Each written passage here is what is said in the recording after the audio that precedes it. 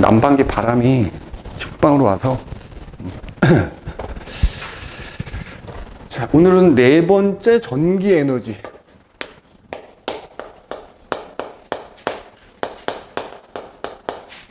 생산과 수송 뭐 이렇게 되겠죠, 그지?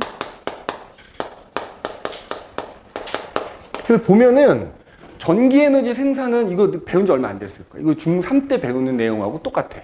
근데 이제 문제는 요 뒤 요 수송이 문제야, 수송. 그러니까 전기 에너지 생산까지는 중학교 때 그 뭐 전자기도 이런 거 배우잖아. 뭐 그거랑 이제 일맥상통하는 내용인데 요거는 이제 중학교 과정에서 안 배우기 때문에. 자, 그럼 이제 첫 번째 전기 에너지라는 건 말 그대로 뭐야?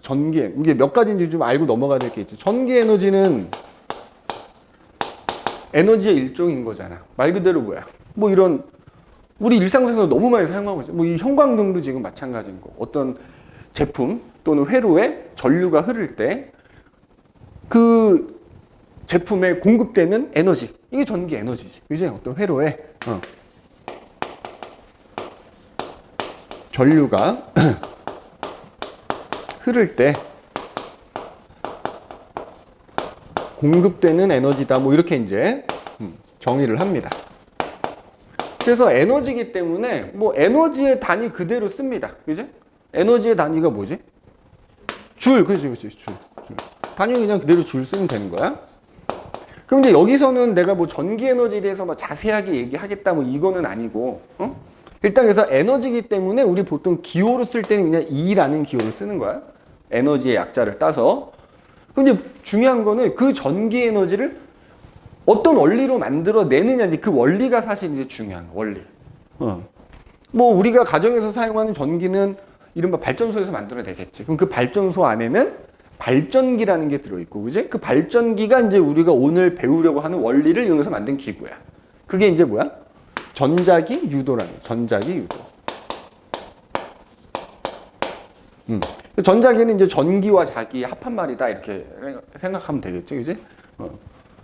전기와 자기. 전자기 유도라는 게 나오는 거야. 그지?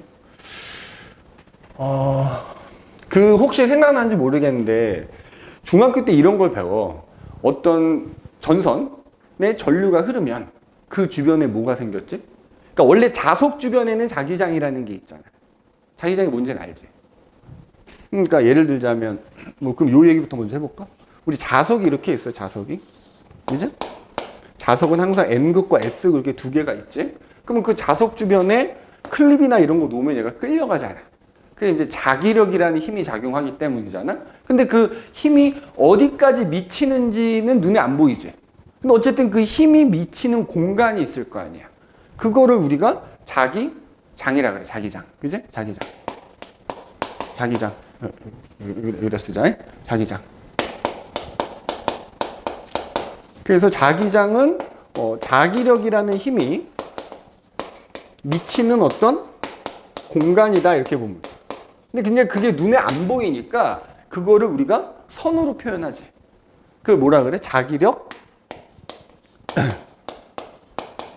선이라고 표현하지. 그지? 그래서 자기력선은 어떻게 나타내냐면 자석을 기준으로 하면 나침판도 사실 안에 조그만 자석이 들어있는 셈인 거잖아. 그래서 이 자석 주변에다가 나침판들을 쭉 놔본 거야. 놔봤더니만 나침판의 N극이 일정한 방향을 가리켜서 그 N극이 가리키는 방향대로 선을 그은 게 자기력선이라고 생각하면 돼. 그래서 놔봤더니 자 예를 들어서 N극 옆에다가 나침판을 놔보면 N극이 이렇게 반대편을 향하더라는 거야. S극 옆에다가 나침판을 놓으면은 S극 쪽을 향하더라는 거야. 자, 그 다음에 예를 들어서 여기다 놨어. 그랬더니만 N극이 이쪽을 또 이렇게 향하고 여기다 놨어. 그랬더니만 뭐 이쪽 뭐 이런 식으로 주변에다가 나침반들 쭉 놓은 거야. 그래서 걔네들의 N극이 가리키는 방향으로 선을 그어봤더니 선을 그어봤더니 이런 식으로 뭐야? 이런 식으로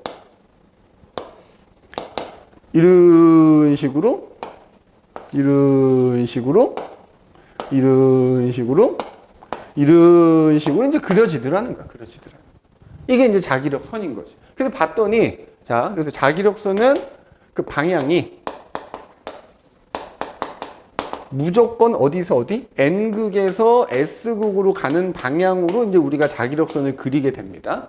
그 다음에 그 자기력선들끼리는 서로 겹치거나 교차하거나 중간에 끊어지지 않게 그려주면 돼요. 알겠죠? 중간에 교차하거나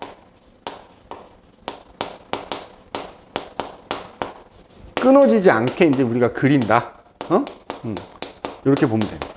그 다음에 보면은 그래서 N극 하고 S극 가까이에서는 자기력선이 굉장히 촘촘한 거예요. 근데 그 극에서 멀어질수록 자기력선의 어때? 간격이 되게 듬성듬성합니다. 듬성듬성. 그죠? 그래서 자, 자기력선이 촘촘하다는 것은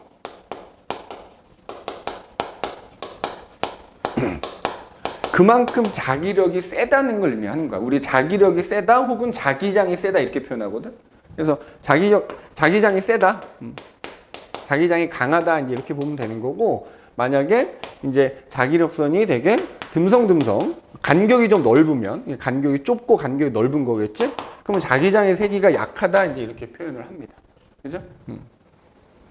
그래서 요거 자기력선은 무조건 N극에서 나와서 S극으로 이렇게 들어가게 그려진다. 그죠?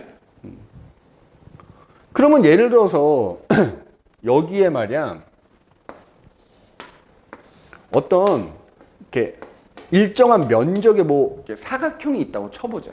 그러면 눈에 안 보이지만 이게 그냥 자기력선을 그렸으니까 이 면적에 대해서 거기를 지나가는 자기력 선이 있을 거 아니야. 그게 몇 개가 됐든 어떤 면적에 대해서 거기를 통과하는 자기력 선이 있겠지. 자, 그걸 뭐라고 하냐면 자속이라고도 불러. 자속. 알겠니? 자속이라고 불러. 어떤 면적에 대해서 그래서 자속은 우리가 이제 기호로는 B라는, 좀 이따 우리 교재에 나오는 것 때문에 지금 선생님이 그냥 간략하게 언급을 하는 거야. 자속이라는 것은 어떤 면적을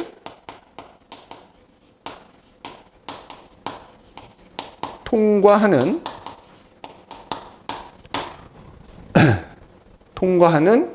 아니다. 자속을 이렇게 B라고 쓰지 않고, 미안해. 이거 B라고 쓰지 않고, 그냥 기호는 쓰지 맙시다. 그냥. 그죠? 헷갈릴 수 있는. 자속. 어떤 면적을 통과하는 자기력선의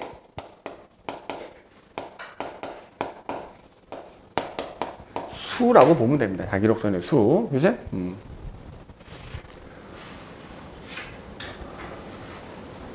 이게 아마 저걸 거야. 파이, 우리 교재는 파이로 이렇게 언급이 되어 있을 거거든요. 파이? 좀 이따 나올 거야. 그 다음에 자속 밀도라는 게 있다. 자속 밀도. 자속 밀도. 자속 밀도는 뭘까? 자, 우리 인구 밀도 생각해. 인구 밀도 어떻게 계산하니? 뭐 예를 들어서 여기 강남구니까 강남구의 인구 밀도라 그러면은 강남구에 사는 인구 전체를 강남구 면적으로 나눈 걸 거 아니야? 똑같은 거야. 그럼 자속 밀도라는 건 뭐냐면 어떤 면적을 지나가는 자기력선이 있는데 그 중에서도 요 단위 면적을 통과하는 자기력선의 개수가 몇 개냐? 그게 자속 밀도야. 자속 밀도. 그죠? 요게 이제 B라고 아마 쓸 거야. B. 그지? 그래서 단위 면적을 통과하는 자기력선의 개수다. 뭐 이렇게 보면 돼. 자, 듣고 잊어먹어도 상관없어. 듣고 잊어먹어도 상관없어. 근데 종종 이런 표현이 좀 나오는 경우가 있어서 얘기하는 거야. 그러면은 자, 자속이라는 거하고 자속 밀도라는 거하고 어떤 관계가 있을까? 예를 들어서 어떤 요 사각형, 요 면적을 S라고 해볼게. 그죠? S라고 하고, 그러면 자속 밀도는 뭐야? 그 전체 면적에서도 단위 면적에 대해서 거기를 지나가는 자기력선의 개수가 자속 밀도라고 했으니까 그 자속 밀도에다 이 전체 면적을 곱하면 그 전체 면적을 지나가는 자기력선의 수가 되겠지. 그게 자속인 거야. 그래서 파이는 자속 밀도 곱하기 전체 면적과 같다. 이렇게 또 나타낼 수 있어. 이해돼? 자속이라는 게 전체 면적을 통과하는 자기력선의 개수인 거고, 자속 밀도는 그 중에서도 단위 면적, 보통 이제 1제곱미터냐, 뭐 1제곱센티미터 이렇게 따지겠지? 그걸 통과하는 자기력선의 개수니까 이거에다가 그 해당 면적 전체의 면적을 곱하면 그게 자속이 되는 거야. 됐지? 여기까지? 그럼 이제 일단 이렇게만 하고. 그럼 아무튼 이제 우리가 중요한 거는 이제 그 전자기 유도라는 게 중요한 거야. 전자기 유도. 그지? 이게 몇 가지 이제 나올 수 있는 용어들 잠깐 간략하게 얘기를 한 거고. 그럼 이제 전자기 유도 원리를 이용해서 전기 에너지를 만들어낸다. 이거지. 그러면 이제 전자기 유도. 자, 요건 이제 중3 때 배우기는 하는 건데, 전자기 유도가 뭐냐 이거지. 전자기 유도가. 자, 말 그대로, 유도된다는 거거든. 여기서 지금 내가 언급은 하지 않았지만, 자, 자석 주변에 자기장 생기는 건 당연한 거잖아. 근데 이것도 아마 2학년 때 배우나 그럴 텐데, 어떤 그 과학자가 우연히 발견한 거야. 전선에 전류가 흘렀는데 그 주변에 뭐야? 마치 자석처럼 자기장이 생긴다라는 걸 발견을 했어. 그래서 아마 이거 들으면 기억날 걸? 직선도선에 전류가 위로 흐르나 아래로 흐르나 이렇게 되면 그 주변에 나침판이 우연히 놓여져 있던 거야. 그 과학자가 실험할 때 전선에 전류가 흐르는 막 어떤 실험을 하고 있었는데 주변에 우연히 나침판이 놔져 있었는데 전류가 흐를 때마다 나침판이 막 움직이는 거야. 그래서 그걸 통해서 발견한 거지. 그래서 뭐 동서남북 방향 이렇게 놔보면 N극들이 일정한 방향으로 배열되잖아. 그래서 왜 직선도선 주변에다가 전류가 흐르고 이제 그 주변에 이렇게 나침판을 이렇게 놓게 되면 그래서 위로 흐르는 경우에는 어떻게 돼? 이런 식으로 N극들이 배열이 돼서 아까 얘기했지. 그래서 N극이 가리키는 방향으로 이렇게 선을 그어보면 동심원 형태로 그 주변에 자기장이 생긴다라는 거를 발견을 했지. 이렇게. 그지? 근데 아마 이거 오른손 법칙 생각날 거 그지? 오른손의 엄지손가락이 전류가 흐르는 방향으로 삼으면 나머지 감아진 네 손가락의 방향이 그 주변에 생기는 자기장의 방향인 거야. 자, 그럼 두 가지야. 자석 때문에 자기장이 생겨. 전류 때문에 자기장이 생기는 거지. 그러니까 이 둘이 만난 거라고 생각하면 됩니다. 전자기 유도는. 알겠지? 그래서 이제 이 전선의 전류가 흐를 때 생기는 자기장 중에서도 그러면 이제 예를 들어서 전선이 철심 하나 놓고 전선을 이렇게 이제 코일로 감은 거지, 이렇게. 감았어. 그럼 감아서 여기에 전류가 흘러. 그죠? 그러면 얘네들 하나하나가 직선도선이라고 생각하면 요 주변에도 자기장이 생기고 요 주변에도 자기장이 생기고 요 주변에도 생기고 다 생기는 게 결국에는 합쳐지겠지. 합쳐져서 얘 전체로 따지면 그 주변의 자기장이 만약에 이제 이쪽으로 이렇게 전류가 흘러 들어가서 이렇게 흘러 내려온다고 하면은 얘 주변으로는 전류가 자기력선을 그려보면 이제 이런 식으로 마치 뭐랑 유사하게 자기력선이 그려져? 막대자석하고 유사하게 그려지는 거야. 그래서 네가 이 단원에서는 코일만 생각하면 쉬워. 코일만. 그래서 이걸 코일이라고 하잖아. 혹은 솔레노이드라고 하는데 코일에 전류가 흐르면 그 주변에 생기는 자기장은 뭐랑 비슷하다? 막대자석하고 비슷하게 생겨요. 그래서 코일에서는 요 오른손 법칙을 반대로 이용하면 되는 거야. 감아진 네 손가락 방향으로 전류가 흐르면 엄지손가락 방향이 뭐야? 자석의 N극이 되는 거야. N극이. 알겠지? 그럼 여기가 S극이 되겠지. 그러면 전류가 만약에 이렇게 흐르게 되면은 그때는 이쪽이 N극이 되는 거지. 그러니까 그거를 이제 더 강하게 만들어주기 위해서 안에다 철심을 박은 거라 생각하면 되거든. 그래서 코일은 어때? 내가 전류를 이렇게 흘리느냐 이렇게 흘리느냐에 따라서 내 마음대로 극을 바꿀 수 있는 거지. 그리고 전류가 흐를 때만 또 자석이 되니까. 그게 전자석이야 이게. 전자석인 거지. 그지? 그럼 이제 전자기 유도는 뭐냐? 요건 이제 기억한 상태에서 이런 코일이 있단 말이야. 그지? 코일이 요렇게 이제 요렇게 있다고 할게. 코일이 이렇게 있는 거야. 자, 코일에 전류가 흐르면 자기장이 생기는 게 맞지. 근데 이제는 반대로인 거야, 반대로. 여기 전류가 안 흘러요. 안 흐르는데 내가 뭔가 조치를 취했더니 여기에 저절로 전류가 흐르는 거예요. 그게 전자기 유도예요. 어떻게 하느냐? 여기 자석이 하나 이렇게 있어요. 자석. 얘는 이제 전류가 흘러야 자석인 거고 그냥 이렇게 감겨져 있는 상태에서 내가 어떤 자석 하나를 왔다리 갔다리 하는 거예요. 왔다리 갔다리. 아니면 자석을 가만히 두고 코일을 왔다리 갔다리 해도 되는 거예요. 그래서 자, 자석이나 코일을 움직였더니 자, 자석 또는 코일을 움직이면 잘 봐봐. 여기 지금 이제 그림을 그려볼게. N극이니까 얘의 막대 자석 주변에 자기장이 있을 거 아니야. 그럼 여기서 자기력선이 지금 여기가 N극이니까 이렇게 나올 거 아니니? 나올 거 아니야. 그지? 눈에 안 보이지? 근데 그 나오는 자기력선이 어디를 지나가냐면 요 동그란 요거 동그란 도선이라고 생각하면 돼. 여기를 통과하지. 그러니까 코일의 단면 이렇게 하나가 있어. 자, N극이 저 멀리 있다고 치자. 그럼 이제 N극에서는 자기력선이 이렇게 나오고 있을 거 아니야? 맞지? 자, 그럼 이 상태에서는 여기 이제 코일이 이렇게 있는 거야. 이 코일을 통과하는 자기력선이 하나밖에 없지. 맞지? 하나밖에 없는 거야. 그런데 내가 이 N극을 가까이 가져와. 그래서 여기 있던 N극을 쭉 당겼어. 이렇게 가까이 왔어. 쭉 잡아당긴 거. 그러면 자, 동일한 자석이니까 여기서 자기력선이 똑같이 3개가 나온다 그러면 아까 멀리 있을 때는 이 코일을 통과하는 자기력선이 하나였는데 N극이 가까이 왔더니 이 코일을 통과하는 자기력선이 지금 뭐야? 3개가 됐지.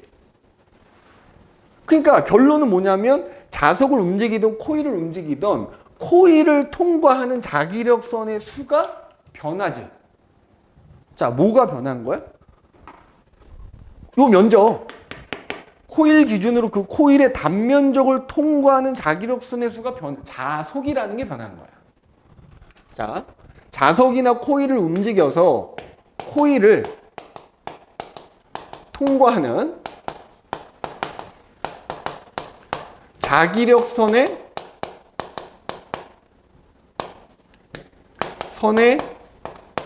수가 변했어. 맞지? 변했어. 자, 그랬더니만 어떻게 되냐면 저절로 여기에 전류가 흐르더라는 거야. 그렇게 자기력선이 변하면 이 코일에 저절로 전류가 흐르게 되더라는 거야. 그게 전자기 유도 현상. 자, 그림 지우고 좀 이따 다시 그릴게. 자, 그래서 자기력선의 수가 변했더니 그 결과 코일에 전류가 저절로 흐르게 되더라.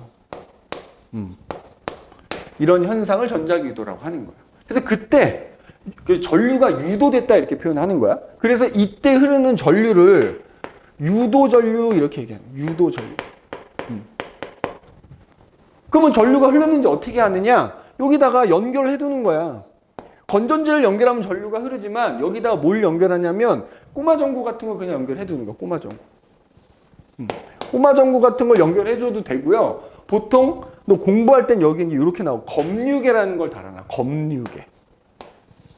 자, 이렇게 써. 이렇게. 검유계라는 걸 달아놔. 검유계는 뭘까? 자, 검사한대. 뭐를? 전류가 흐르는지 안 흐르는지. 그러니까 전류계처럼 생겼어. 그래서 전류가 흐르면 바늘만 움직이거든. 그래서 자, 자석을 가까이 오든 멀리 하든 움직이게 되면 여기를 지나가는 자기력선의 수가 변하면서 저절로 전류가 흐르고 그때 얘 바늘이 움직이면 이제 전류가 흘렀다라는 거지. 그래서 그게 저절로 전류가 흐르게 되는 현상을 전자기 유도라고 하는 거고 그래서 그때 흐르는 전류를 뭐라 그래? 유도 전류라고 하는 거예요. 자, 그럼 좀 유식한 말로 표현합시다. 뭐가 변한 거야? 자석이나 코일을 움직이면 코일을 통과하는 자속이 변하는 겁니다. 자속이 변해서 전류가 흐르게 되는 현상이 전자기 유도다. 그러면 자속이 변하는 걸 자속 변화라고 표현해. 그러면 봐봐. 우리 자속을 파이라는 기호를 쓴다 그랬잖아. 우리 보통 변화량은 뭘 쓰지? 델타라는 기호 쓰잖아. 델타 파이라고 하면은 이게 자속이 변해. 자속 변화량을 뜻하는 거야. 알겠지? 자, 핵심은 그거야. 변해야 돼. 변해야 흐른다는 거야. 그러니까 아까 N극을 가까이 가져올 때는 변하겠지. 그러니까 흘러. 근데 가까이 와서 멈추면 어떨까? 안 변하잖아. 예를 들어서 뭐 가까이 와서 멈췄더니 자기력선이 3개가 지나가게 됐다 그러면 하나에서 3개가 될 땐 변한 거지만 계속 3개가 지나갈 땐 안 변하는 거잖아. 그때는 안 흐르는 거야. 그러니까 쉽게 얘기하자면 자석이나 코일을 계속 움직여야지만 전류가 흘러. 멈춰 있으면 흐르지 않아요. 무조건 뭐야? 움직여야 돼. 변화가 있어야지만 전류가 통하는 거야. 전자기도의 핵심은 뭐야? 변화가 있어요. 변화가 있어야 흐른다. 그럼 이제 우리는 두 가지를 봐야 돼. 그럼 그 유도전류라는 게 이제 흐르면 예를 들어서 이 그림에서 전류가 이렇게 흐를 것이냐 이렇게 흐를 거냐 방향을 봐야 되고요. 그 다음에 전류가 흐르면 우리가 뭐야? 전류의 세기를 또 알 수가 있지. 뭐 예를 들어 전류의 단위 혹시 뭔지 알아? 암페어라는 단위를 쓰거든. 전류의 세기는. 그럼 뭐 예를 들어 전류가 흐를 때 1암페어가 흐르는지 2암페어가 흐르는지 두 가지를 봐야 돼. 그래서 우리 두 가지 생각하면 돼. 이 유도 전류가 흐를 때 그 유도 전류가 얼마나 많이 흐르느냐. 그리고 유도 전류가 흐른다면 방향은 어느 방향으로 흐르느냐. 실제 나중에 학교 시험에서는 지금 선생님 설명하는 것만큼 복잡하긴 안 나. 되게 단순하게 흐르는 방향이 같은 걸 그림으로 골라라 뭐 이렇게 나오기도 하고, 그 다음에 어떤 상황일 때 어느 방향으로 흐르는지만 사실 외우고 있어도 되긴 해. 근데 우리 기왕 설명하는 김에, 자, 그래서 유도 전류가 흐르면 그때 전류의 세기가 언제 더 세지거나 약해지거나 하는 거. 자, 이거랑 관련된 법칙이 있어. 이걸 우리가 패러데이 법칙이라고 그래. 이름은 뭐 말은 좀 들어보지 않았니? 패러데이라는 거? 못 해봤어? 패러데이 과학자인데 패러데이 법칙이라. 패러데이 법칙. 그 다음에 이것도 좀 이따 얘기해. 이거 렌치의 법칙이라고. 렌치의 법칙.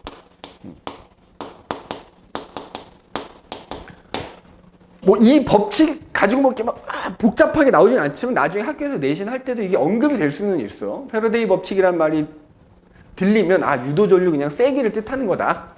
렌치의 법칙이란 말이 나오면 이건 방향을 뜻하는 거다. 이 정도 기억하면 되는 거야. 자, 그러면 봐봐. 전류가 흘러. 그럼 우리 예를 들어서 이거야. 일반적으로 건전지를 연결하면 전류가 흐르잖아. 그럼 건전지에서 뭐가 제공이 되는 거야? 우리가 물도 흐르려면 한쪽은 높고 한쪽은 낮아야 되지. 양쪽에 높이 차이가 생기면 물이 흐르잖아. 똑같아. 건전지라는 거는 예를 들어 이게 뭐 꼬마 정부가 됐건 전선이 됐건 양쪽에 일종의 높이 차이를 만들어주는 거야. 두 글자로 뭐라 그래? 전압이라고 표현하는 거야. 건전지는 전압을 제공해 주는 거지. 그럼 그것 때문에 전류가 흐르는 거야. 그러니까 무슨 얘기냐면 봐라. 여기에 건전지 연결 안 했거든. 근데 내가 자석을 왔다리 갔다리 했더니 전류가 흘렀다는 얘기는 어찌 됐건 요 사이에 일종의 전압이 만들어진 거지. 맞지? 그렇잖아. 전압 차이가 생겼기 때문에 어쨌든 전류가 흐르겠지. 그 전류가 흐를 때 얘네 양쪽 사이에 뭐 요 사이가 됐건 똑같아. 여기에 생기는 전압 차이를 우리가 뭐라고 하냐면 기전력이라고 불러. 기전력. 그러면 무슨 얘기냐면 물 흐를 때도 생각해요. 높이 차이가 클수록 우리 물이 어때? 빨리 흐르잖아.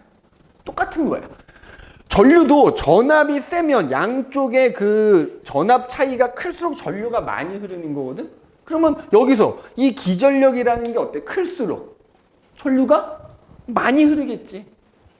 그래서 이 패러데이 법칙은 바로 이 기전력에 관한 법칙인 거야. 이게 언제 세지냐 이거지. 왜? 그게 세지면 얘가 세지는 거니까. 그래서 거기 보면 수식 같은 거 하나 나와 있을 텐데.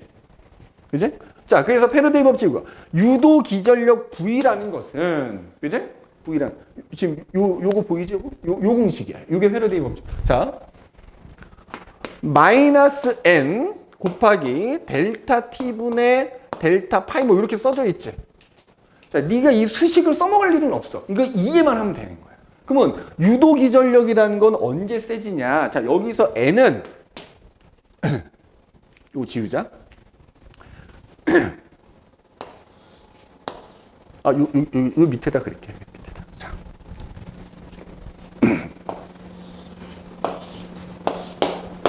자, 코일이 이렇게 감겨져 있다 그랬잖아. 그죠? 코일이 이렇게 감겨져 있어. 그럼 이제 자석을 왔다리 갔다리 하는 상황인 건데. 맞죠? 자, 아까 코일에 전류가 흐르면 기본적으로 이제 그 얘네들 각각의 자기장이 합쳐지는 거라 그랬잖아. 그래서 자기장이 세질 거 아니야. 비슷해. 여기서 N은 이 코일의 가문 횟수야. 가문 횟수. 코일의 가문 횟수야.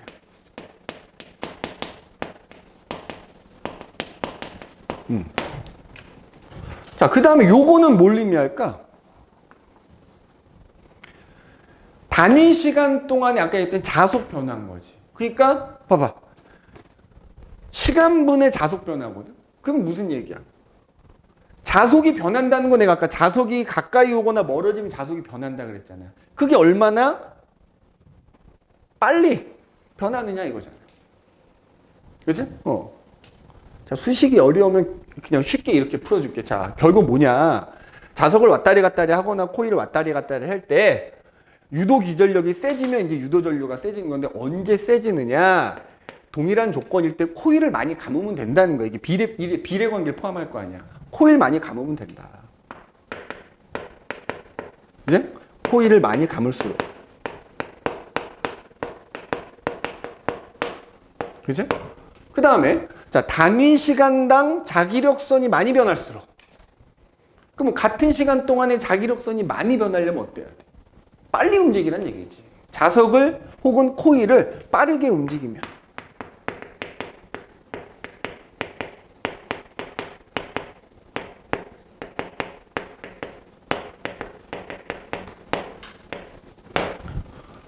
그러면 또 하나 뭐가 있을까? 요게 많이 변하려면. 자, 동일한 자석일 때는 빨리 움직일수록 이게 많이 변할 거 아니야. 그지? 근데 이제 자석이 다를 수도 있지. 그러니까 무슨 얘기냐면 같은 이 빠르기로 내가 자석을 움직이는데 하나는 좀 약한 자석이고 하나는 강한 자석이면 어때? 자, 그러니까 이런 거지. 자석이 두 개가 이렇게 있는데 예를 들어서 얘는 좀 약한 자석이라서 자기력선이 3개만 나오는 애고 얘는 강한 자석이어서 자기력선이 한 5개가 나오는 애라고 치자고. 둘 다 코일에서 멀리 있었어. 그래서 멀리 있을 때는 얘나 이 코일을 자석에서 나온 자기력선이 지나가는 게 둘 다 하나였어. 근데 얘네들을 가까이 와. 그럼 얘는 하나가 됐던 게 가까이 오면 3개가 지나갈 거 아니야. 그럼 얘는 가까이 오면 하나 지나가던 게 5개가 지나가니까 얘는 2개가 변하는 거고 얘는 4개가 변하게 되는 거잖아. 그것도 이거야. 그러니까 같은 자석을 빠르게 움직이거나 아니면 더 강한 자석을 사용하면 된다 이거야. 더 강한 자석을 사용하면 동일한 빠르기로 움직이더라도 결론적으로 전류가 더 많이 흐르게 된다 이 얘기야.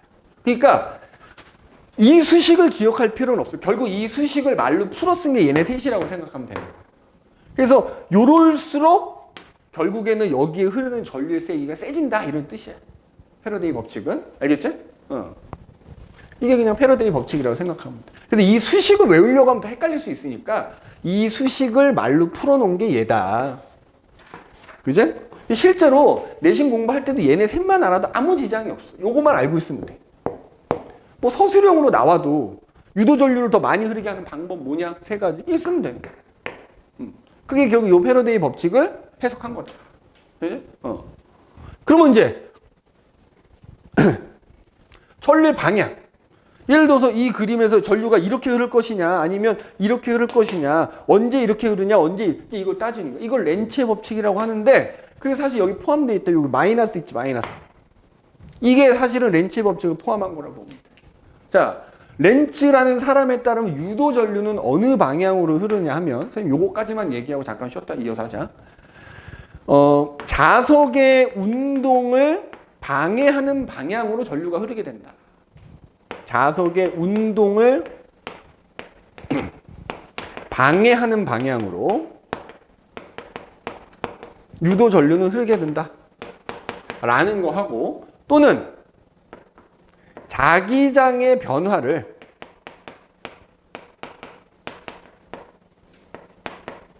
상쇄시키는 방향으로 방향으로 전류가 흐르게 된다라고 하는 거예요. 이것도 많으면 둘 중에 한 가지만 기억하고 있어도 방향을 찾을 수 있어요. 근데 우리는 방향을 찾는 게 중요하거든. 이런 상황일 때는 전류가 이 방향으로 흐르겠구나 찾는 게 중요한 거기 때문에 이 둘 중에 하나만 기억하고 있어도 되는 거예요. 그래서 요 얘기는 잠깐 쉬었다가 우리 이어서 합시다. 알겠지? 온도 좀 낮춰도 되지. 지금 온도 되게 높지.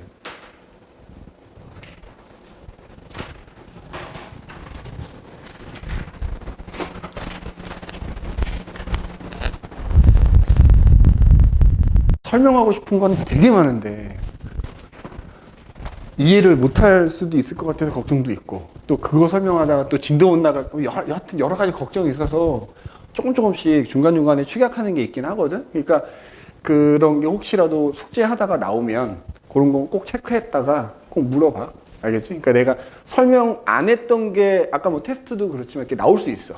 그런 거는 꼭 좀 체크했다가 질문해주면 돼. 자, 그러면은 사실 시험에 제일 많이 나오는 건 요거야. 이 방향 찾는 게 시험에 거의 그냥 99.9 나온다고 보면, 무조건 한 문제 이상은 나온다고 보면 돼. 방향 찾는 거는 이거랑. 그럼 이제 요 얘기를 해보자. 일단 요 두 개. 자석의 운동을 방해하는 방향으로 전류가 흐른다. 또는 자기장의 변화를 상쇄시키는 방향으로 전류. 결국 같은 의미인데. 그러니까 둘 중에 하나만 기억하고 있으면 방향 찾는 거 어렵지 않다. 자, 한번 해봅시다. 그래서 이제 아까 그 얘기를 꼭 기억하고 있어야 돼. 그 자기력선이 N극에서 나와서 S극으로 들어간다라는 거 꼭 기억한 상태에서. 자, 봐봐. 코일이 이렇게 있어. 그지? 코일. 그냥 코일을 이렇게 표현할게. 그럼 이제 코일의 요 단면을 보는 거예요. 단면. 그래서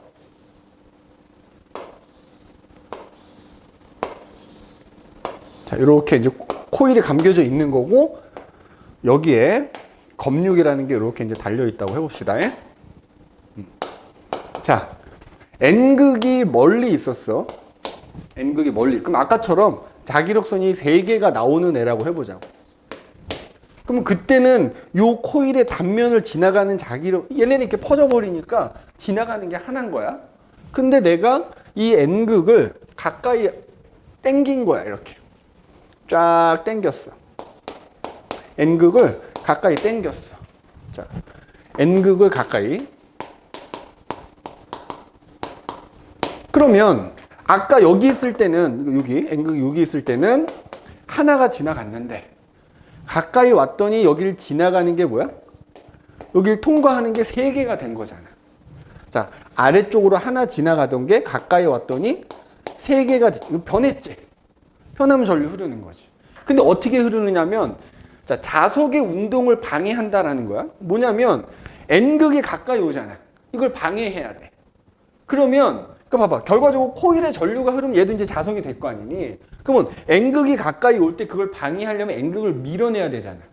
N극을 밀어내려면 얘가 자석이 된다고 치면 여기가 N극이 돼야 되는 거야. 그치? 그러면 여기가 N극이 되고 여기가 S극이 되게끔 이 코일에 전류가 흐른다는 거야. 그럼 아까 요거 엄지손가락 N극 향하면 되는 거야. 그러면 N극이 가까이 올 때는 이 코일의 윗부분이 N극이 되려고 하기 때문에 요렇게 전류가 흐르게 된다는 거예요. 요렇게 전류가 흐르게 된다는 거지. 그러면은 요 검육의 기준으로는 요렇게 전류가 흘러가겠지. 시험 문제 이렇게 나와. 여기 A점, B점 해놔가지고 이렇게 상황을 하나 준다고. 전류가 AG, B로 흐를 것이냐, BG, A로, 이거 물어봐. 그지? 이렇게 되는 거야. 그럼 이제 또 두 번째 봐봐. 아까 자기장의 방향을 상쇄시키는 걸로 흐른다 그랬잖아. 똑같은 거야. 잘 봐. 자기장을 상쇄시킨다는 건 하나가 3개로 늘어나잖아. 아래로 지나가는 게. 그걸 상쇄시켜야 되는 거야. 그럼 어떻게 돼야 돼? 이 2개를 없애야 되거든. 그잖아. 하나에서 3개가 됐으니까 늘어난 2개를 상쇄시키려면 이 코일 내부에서 저절로 자기력선이 이렇게 2개가 생겨버린다는 거야. 그러면 자기력선이 이렇게 위로 생기니까 여기 N극이 되겠지. 똑같은 얘기인 거야. 똑같은 얘기. 그래서 이 코일에서 이렇게 자기장이 생기려고 하기 때문에 전류는 또 이렇게 흘러야 된다. 그 얘기인 거야. 똑같은 거야. 그죠? 자, 이번에는 똑같은 코일이 있는데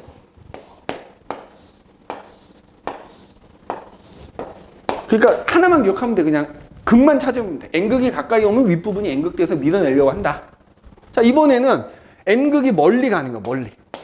자, 이 상태에서 가만히 있다 이제 이번엔 멀어지게 만드는 거지. N극을 멀리 하는 거야. 자, 그럼 어떻게 해? N극이 가까이 있을 때는 아래로 지금 세 개가 지나가는 상태였잖아. 그 상태에서 이렇게 멀리 간 거야. 그러면 여기를 지나가는 자기력선이 하나로 줄어들겠지. 편했지. 편하면 또 흐르는 거야. 그러니까 종합하면 가까이 올 때 흘러. 멈춰 있으면 안 흘러. 그러다가 멀리 가면 또 흘러. 자기력선이 변하니까. 그러면 자, 변했어. 그러면 자석의 운동을 방해해야 돼. N극이 멀어지니까 그거 못 가게 당겨야지. 그러니까 윗부분이 뭐가 돼? S극이 되려고 하는 거야. 아래쪽은 N극이 되려고 하는 거지. 그러면 전류가 어떻게 흐르냐? 여기가 S극 되고 여기가 N극이 되려면 전류가 이렇게 흘러줘야 되겠다. 그래서 이때는 전류가 요렇게 흘러요. 요렇게. 그러니까 똑같이 여기 검유계가 이렇게 연결이 돼 있다고 하면 이때는 전류가 검유계에서 요렇게 흘러가겠지. 맞지? 아, 그러니까 우리가 알 수 있는 건 뭐야? 가까이 오거나 멀어지면 전류가 흐르는데 가까이 올 때와 멀리 갈 때 흐르는 방향이 서로 뭐야? 반대더라. 맞지? 자, 그러면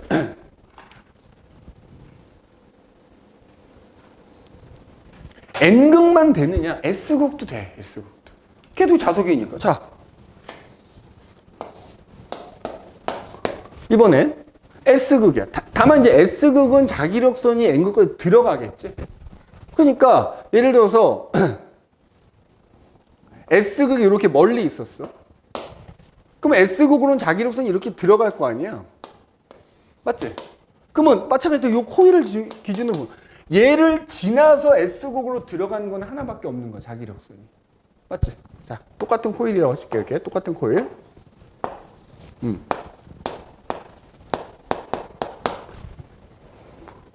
자, 이 상태, 그러니까 이제 예를 들어서 이 상태에서 S극이 가까이 온다고 해보세요. S극이 가까이 오는 거야. 그러면 잡아. 예를 들어서 들어가는 게 하나인데 얘가 가까이 오면 이렇게 세 개가 이렇게 지나서 얘를 들어갈 거 아니야. 그러니까 표시하자면 코일을 지나가는 게 아래에서 위로 하나였는데 S극이 가까이 오면 아래에서 위로 지나가는 게 세 개가 된다. 코일을 통과하는 게. 변했지? 전류 흐르는 거지. 그러면 마찬가지로 자, 자석의 운동을 방해해야 돼. 이번엔 S극이 가까이 오잖아. 방해하려면 어떻게 해야 돼? 못 오게 해야지. 윗부분이 뭐가 돼? S극이 되려고 하는 거야. 아래쪽이 N극이 되려고 하는 거야. 그러니까 똑같이 전류는 이렇게 흐르게 된다. 전류는 이렇게 흐르게 된다. 이렇게 흐르게 된다. 그러니까 이 경우에는 어떻게 되는? 그러면 이렇게 전류가 흐르겠죠. 검유계에서. 맞지?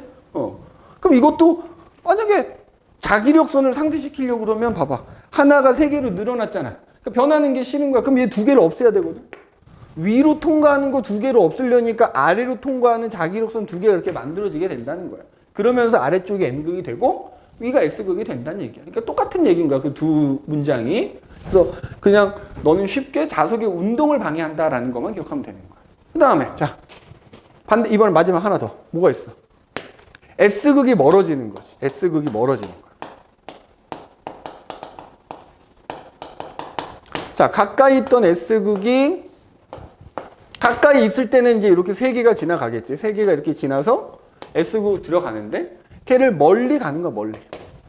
그러면은 자, 위로 세 개가 지나가던데 코일을 통과하는 게 위로 세 개였는데 S극이 멀어지면 통과해서 위로 가는 게 하나로 줄어들겠지? 편했지? 전류 흐르는 거지. 그러면 마찬가지로 어떻게 전류가 흐르느냐? 자석의 운동을 방해해야 되니까 이번에 S극이 멀어지는 거 아니야?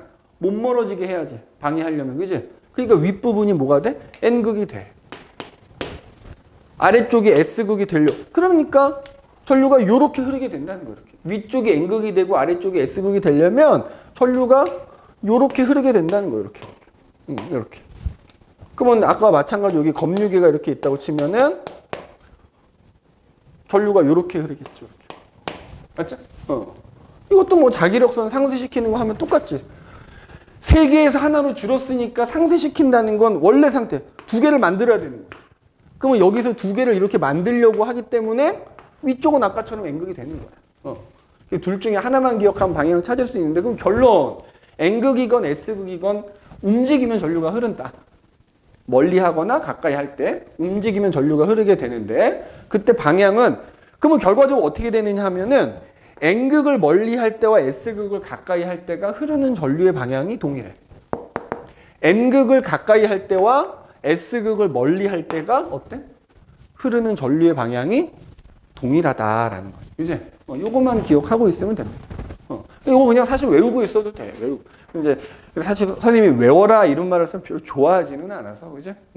그래서 어쨌든 이런 그러니까 전자기도를 이용하면 저절로 전류가 흐른단 말이야. 그걸 이용해서 이제 뭐야?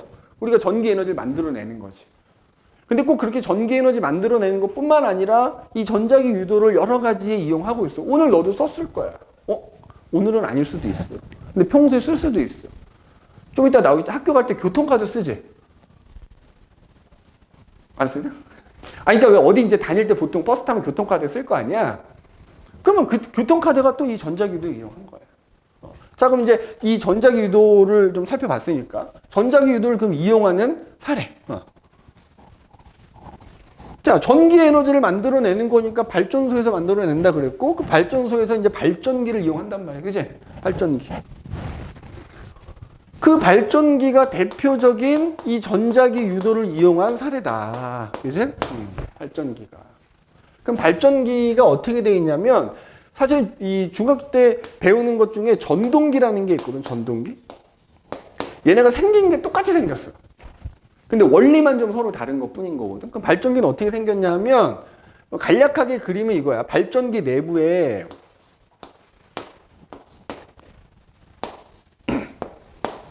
발전기 내부에 이런 식으로 자석이 들어있는 거야. 자석. 한쪽은 N극이고 한쪽은 S. 영구 자석이 이렇게 들어있다고 치면은 그 사이에 뭐 지금 내 그림은 이렇게 그리지만 코일이 들어있다 생각하면 돼. 코일이 들어있는 거야. 자, 그러면 봐봐. 선생님이 자기력선은 N극에서 S극으로 나간다 그랬잖아. 그럼 자석이 N극이 여기 있고 S극이 양쪽에 이렇게 있으면 여기 자기력선이 어떻게 되지? 이렇게 자기력선이 형성이 되거든. 얘네들 사이에는. 거기에 지금 사각형 모양의 코일이라고 생각하면 돼. 걔가 이렇게 누워 있는 거야. 자, 그럼 봐봐. 코일이 이렇게 누워 있는데 자기력선이 이렇게 지나가는 거야. 우리한테 중요한 거는 이 손등이나 손바닥 면적이 중요해. 자, 이렇게 돼 있으면 자기력선이 이렇게 지나갈 때 손등이나 손바닥을 지나가는 게 있어 없어? 자기력선이 없지. 그런데 이 상태에서 돌려서 예를 들면 90도가 됐다고 치자. 그러면 이제 어떻게 돼? 이 손바닥이나 손등을 통과하는 자기력선이 생기는 거지. 그러면 이렇게 있던 애가 이렇게 될 때까지는 어쨌든 이 손바닥이나 손등을 통과하는 자기력선이 점점 많아지고 변하는 거잖아. 전류가 흐른다는 거야. 이해됐어? 그러니까 얘를 돌려주기만 하면 여기에 전류가 흐른다는 거야. 저절로. 그래서 그 돌려주는 장치가 여기 연결이 돼 있겠지, 여기가. 터빈이라는 게 연결되어 있는 거야, 터빈. 그래서 그 터빈에 연결된 코일이 돌아가면 코일에 저절로 전류가 흐른다. 전자기 유도에 의해서. 그러면 그 터빈을 돌려야 될 거 아니야. 어떻게 돌리느냐에 따라서 우리가 그 발전 방식이 달라지는 거야. 떨어지는 물을 이용해서 얘를 돌린다. 그게 이른바 수력 발전이 되는 거고요. 그 다음에 내가 석유나 석탄을 태워서 거기서 나오는 열을 이용해서 물을 끓여. 그러니까 물을 끓이면 뭐가 되지? 수증기가 되겠지. 그럼 그 수증기를 모아서 여기다 쏴주는 거야. 그럼 그것 때문에 돌아가. 화력 발전이 되는 거야. 뒤에 가면 발전 방식이 나오니까 그때 가서 언급하도록 하고 발전기는 이렇게 생겼어. 그럼 전동기는 어떻게 생겼냐면 구조는 동일한데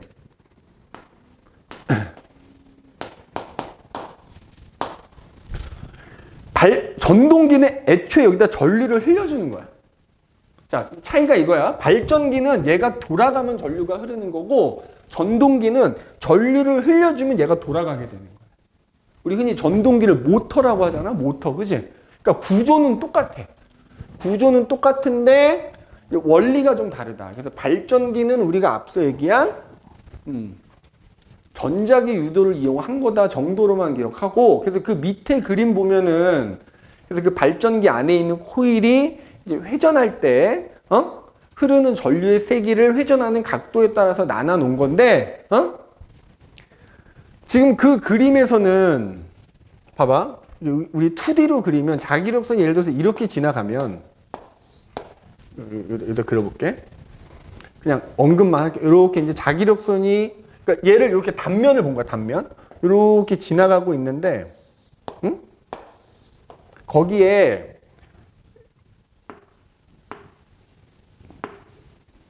자 코일이 지금 이렇게 똑바로 서 있는 상태를 옆에서 본 거라고 생각하면 돼. 그걸 0도로 본 거야. 0도. 자, 그럼 봐봐. 우리 이렇게 사각형 아까 코일이 이렇게 있으면 요 면적이 있다 그랬잖아. 그걸 옆에서 본 거야. 그러면 요 길이가 이제 L이라고 하면 길이가 L인 정사각형이라고 표현해보자. 맞아? 그럼 면적이 L 제곱이 되겠지. 그럼 그때 고기를 지금 통과하는 자기력선이 몇 개야? 5개가 있지. 근데 이 코일을 내가 회전을 시킨 거야. 맞지? 회전을 시켜서 30도를 돌았다고 해봅시다. 30도를. 맞아? 30도를 돌아서 코일이 뭐 예를 들어서 요렇게 응? 30도를 회전했다고 쳐볼게. 여기서 이렇게 30도, 요거 기준으로 30도를 회전했다고 쳐볼게. 그러면 우리는 단면이 중요하거든. 이 자기력 단면은 요거가 되는 거 아니니? 요거? 맞지? 단면이? 그럼 요 단면의 길이가 어떻게 돼? 이때는 단면의 길이가 L이었잖아. 근데 이때는 요게 L이기 때문에 요거는 L이 돼, 안 돼? 안 되잖아. 왜냐면 여기가 30도면 여기가 몇 도? 여기 60도가 되거든? 그러면 요게 사인 60도잖아. 맞지? 그러면 여기서 요 값을 x라고 하면 요 x는 L 사인 60이 되거든? 맞지? 사인 60이 얼마지? 그렇지. 그러면 이때 요 길이는 L 2분의 루트 3이잖아. 그러니까 아까 얘기했듯이 뭐야?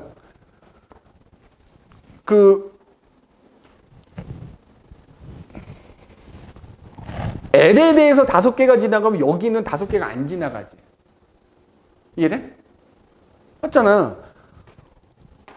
2루트 3밖에 안 지나가겠지. 5개 2루트 3밖에 안 지나가겠지. 그치? 그럼 어쨌든 이렇게 30도가 회전을 하면은 요 단면 기준으로 그 단면적을 통과하는 자기력 상수가 변한 거예요. 어쨌든. 전류가 흐른다는 거지. 그래서 이렇게 회전을 했을 때 똑바로 서 있는 거 기준으로 0도에서 90도 사이까지 회전하는 동안 단면적이 계속 변할 거고요. 그지? 그 단면적을 통과하는 자기력선에서도 변하니까 전류의 세기가 점점 변해서 얘를 기준으로 여기서 90도 회전할 때가 그 순간이 유도전류가 가장 많이 흐른다라는 거 이게 그래프로 나타낸 거거든. 그래서 지금은 뭐 그렇게까지 보지 않아도 될 것 같고요. 일단은 발전기가 그냥 전자기 유도 원리를 이용한 거다 정도로만 기억을 해두면 좋을 것 같아. 알겠지?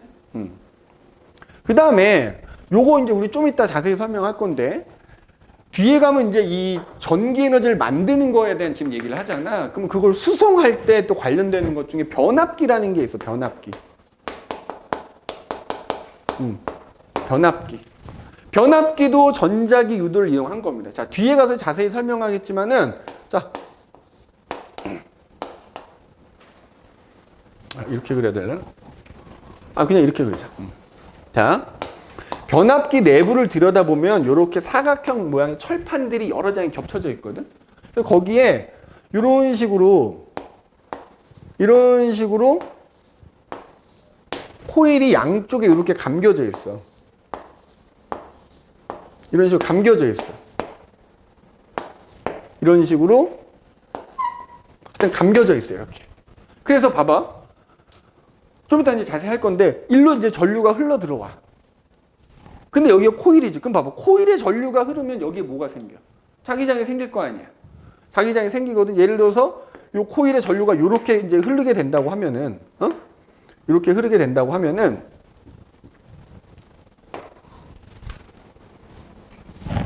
뭐 이쪽 코일에서 여기가 N극이 되고 S극이 되면서, 얘 주변에 자기장이 이렇게 이제 생기게 되거든. 이렇게 보이진 않지만, 이런 식으로 이제 생긴단 말이야. 그러면 전류는 여기만 흘러. 그러면 그 흐르는 전류에서 자기장이 생기면 이쪽 코일 입장에서는 이 코일을 지나가는 자기장이 있는 거죠. 어쨌든. 그런데 잠시 후에 전류를 반대 방향으로 흐르게 만들어. 그럼 어떻게 되지? 전류 방향이 반대로 바뀔 거 아니야? 전류 방향이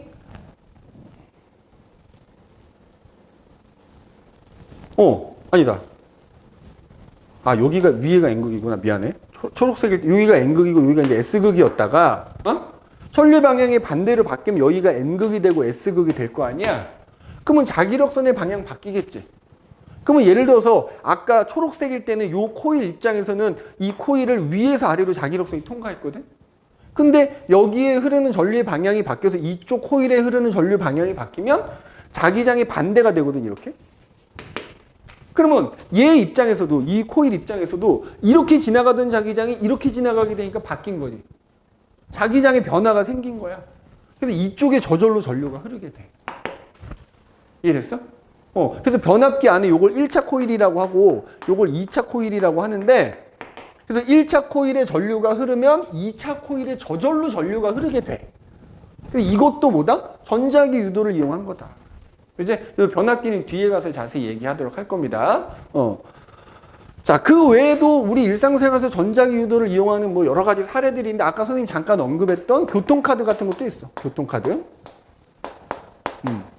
그 다음에 요즘은 사실 거의 없긴 한데, 예전에 자전거 탈 때 보면은 자전거 밖에 뭐 이렇게 동그란 게 달려 있어갖고 내가 자전거 이렇게 굴러가면 불이 들어오는 게 있었어. 그 조그만 발전기 같은 게 들어있는 거야. 그런 것도 해당이 되고. 자, 교통카드가 이제 대표적인 거라고 할 수 있는데, 우리 이렇게 이제 신용카드 모양으로 생긴 교통카드 같은 거 있잖아. 이게 얇은 카드 2장을 맞대는 거거든. 근데 신용카드든 체크카드든 교통카드든 보면 여기 IC 칩이 이렇게 달려 있거든. 그래서 거기에 얇은 카드 2장을 덧대는 건데, 그거를 어떤 애들 이게 떼어내는 애들도 있더라고. 못 쓰는 카드를 그냥 이렇게 분리해보면 요 안에 이렇게 사각형 모양의 구리로 된 전선 같은 게 이렇게 들어있어. 그럼 봐봐. 이 IC 칩 안에는 여러 가지 정보가 들어있는 거잖아. 자, 버스를 타면 교통카드 갖다 대는 일종의 단말기가 이렇게 있잖아요. 여기 이제 뭐 잔액 표시되고 뭐 이런 거 있잖아. 그러면 보이진 않지만 이 주변에 뭐야? 이렇게 자기장이 형성이 돼 있는 거야. 그러면 내가 예를 들어서 이 교통카드를 근처에 가져가면 어떻게 되지?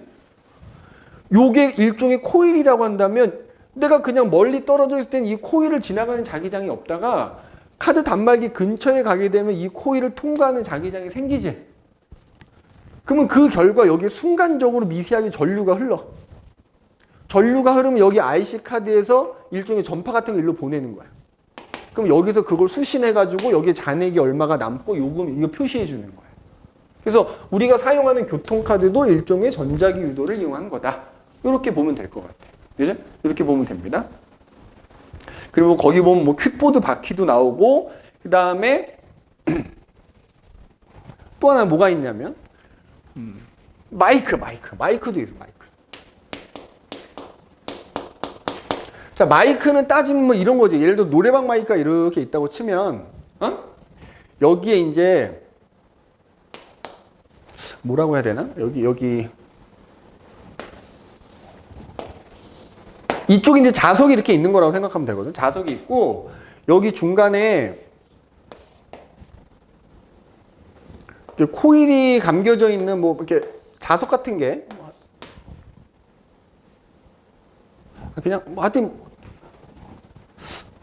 정확한 구조가 지금 생각이 안 나는데, 이게 여기 그냥 이렇게 코일이 이렇게 감겨져 있다고 생각하면 되거든. 코일이 이렇게 안에 감겨져 있는 게 들어 있고, 여기 이제 내가 마이크로 소리를 내면 여기 진동판이 있는 거야. 그럼 그 밑에 자석이 이렇게 달려 있다고 생각하면 돼. 그래서 내가 말을 하거나 소리를 지르면 그 진동판이 떨리면서 이 코일 사이로 자석이 왔다리 갔다리 하게 되는 거야. 그럼 결과적으로 그 코일에 전류가 흐르면서 그 신호가 선을 통해서 뭐 스피커로 들어가든지 아니면 뭐 무선인 경우에는 수신기로 가든지 이렇게 되는 거지. 나중에 시험 볼 때 특히 스피커랑 좀 착각하는 경우가 있거든. 그러니까 마이크는 내가 말하는 소리 에너지를 전자기 유도 현상을 이용해서 전기 에너지로 바꾸는 장치가 이제 마이크라고 한다면, 조심해야 될 게 스피커가 전자기 유도를 이용했다라고 하면 안 되는 거야. 스피커는 뭐야? 전기 신호를 받는 거지. 전기 신호를 받아서 그거를 소리로 바꿔주는 장치거든. 그래서 조심해야 돼. 마이크는 이때 전자기 유도가 이용이 되는 거고요. 스피커는 그냥 전자기 유도가 아닌 거야. 알겠죠? 전자기 유도가 아니다. 그래서 요거 좀 나중에 간혹 실수하는 경우가 있으니까 요거 좀 조심해줘라. 그래서 이런 발전기, 변압기, 뭐 교통카드, 마이크, 뭐 그 외에도 보면 뭐 도난 방지 장치, 뭐 퀵보드 바퀴 이런 것들이 다 전자기 유도를 이용한 거다. 이렇게 보시면 됩니다. 그죠? 그러면 이제 아까 야, 그러니까 이제 발전기가 있으면 그죠? 발전기가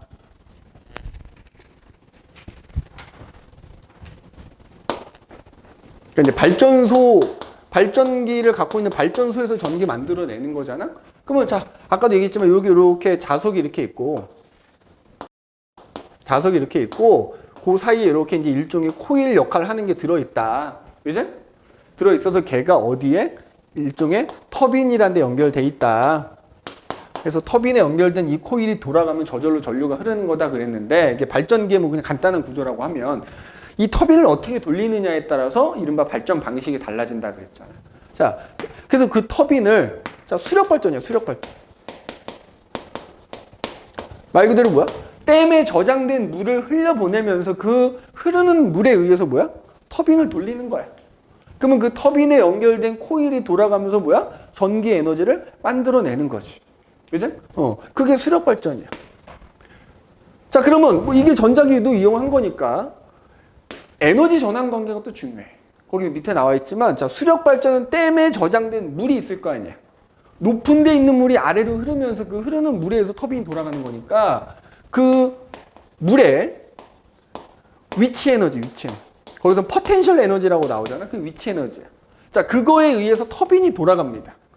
그러면 물이 댐에 저장돼 있던 물이 갖고 있던 위치 에너지가 터빈을 돌리는 거니까 이게 터빈의 운동 에너지로 바뀌는 거고, 그럼 그 터빈의 운동 에너지에서 코일이 돌아가는 거고, 그럼 그 결과 뭐야?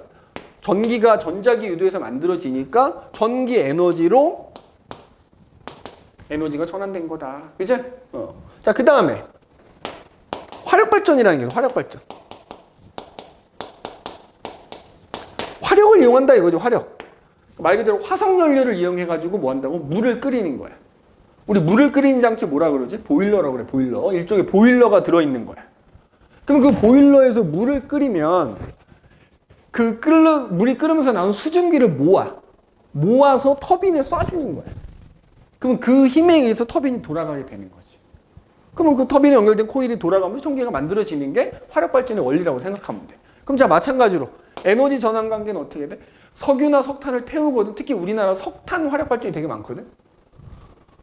석유나 석탄과 같은 화석 연료에는 이른바 화학 에너지가 저장된 거야. 화석 연료에는 화학 에너지가 저장이 돼 있는데, 자, 내가 얘를 태우면 그게 열 에너지가 되겠지? 열 에너지로 바뀌는 거고, 그 열 에너지를 이용해서 물을 끓이면 물이 끓으면서 수증기가 나와. 그럼 그 수증기를 모아서 쏴줘. 즉 수증기의 운동 에너지로 바뀌는 거야.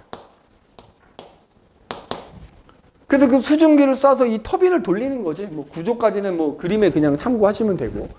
그럼 결과적으로 이게 터빈의 운동 에너지로 바뀌는 거고. 그럼 그거에 의해서 전기 에너지가 최종적으로 만들어지는 거다. 이렇게 보면 됩니다. 나중에 이 발전 방식에 대해서는 보통 이 에너지 전환 관계를 많이 물어보기 때문에 전자기도는 앞에서 이미 다룬 거고, 여기서는 이런 발전 방식들이 있는데 얘네들이 어떤 에너지 전환 관계가 어떻게 되느냐 가장 많이 물어보는 거예요. 그 다음에 자, 사실 우리나라에서 만들어내는 전기의 대부분은 수력 발전은 그 양이 되게 전체적으로 봤을 때 그 비율이 되게 적어.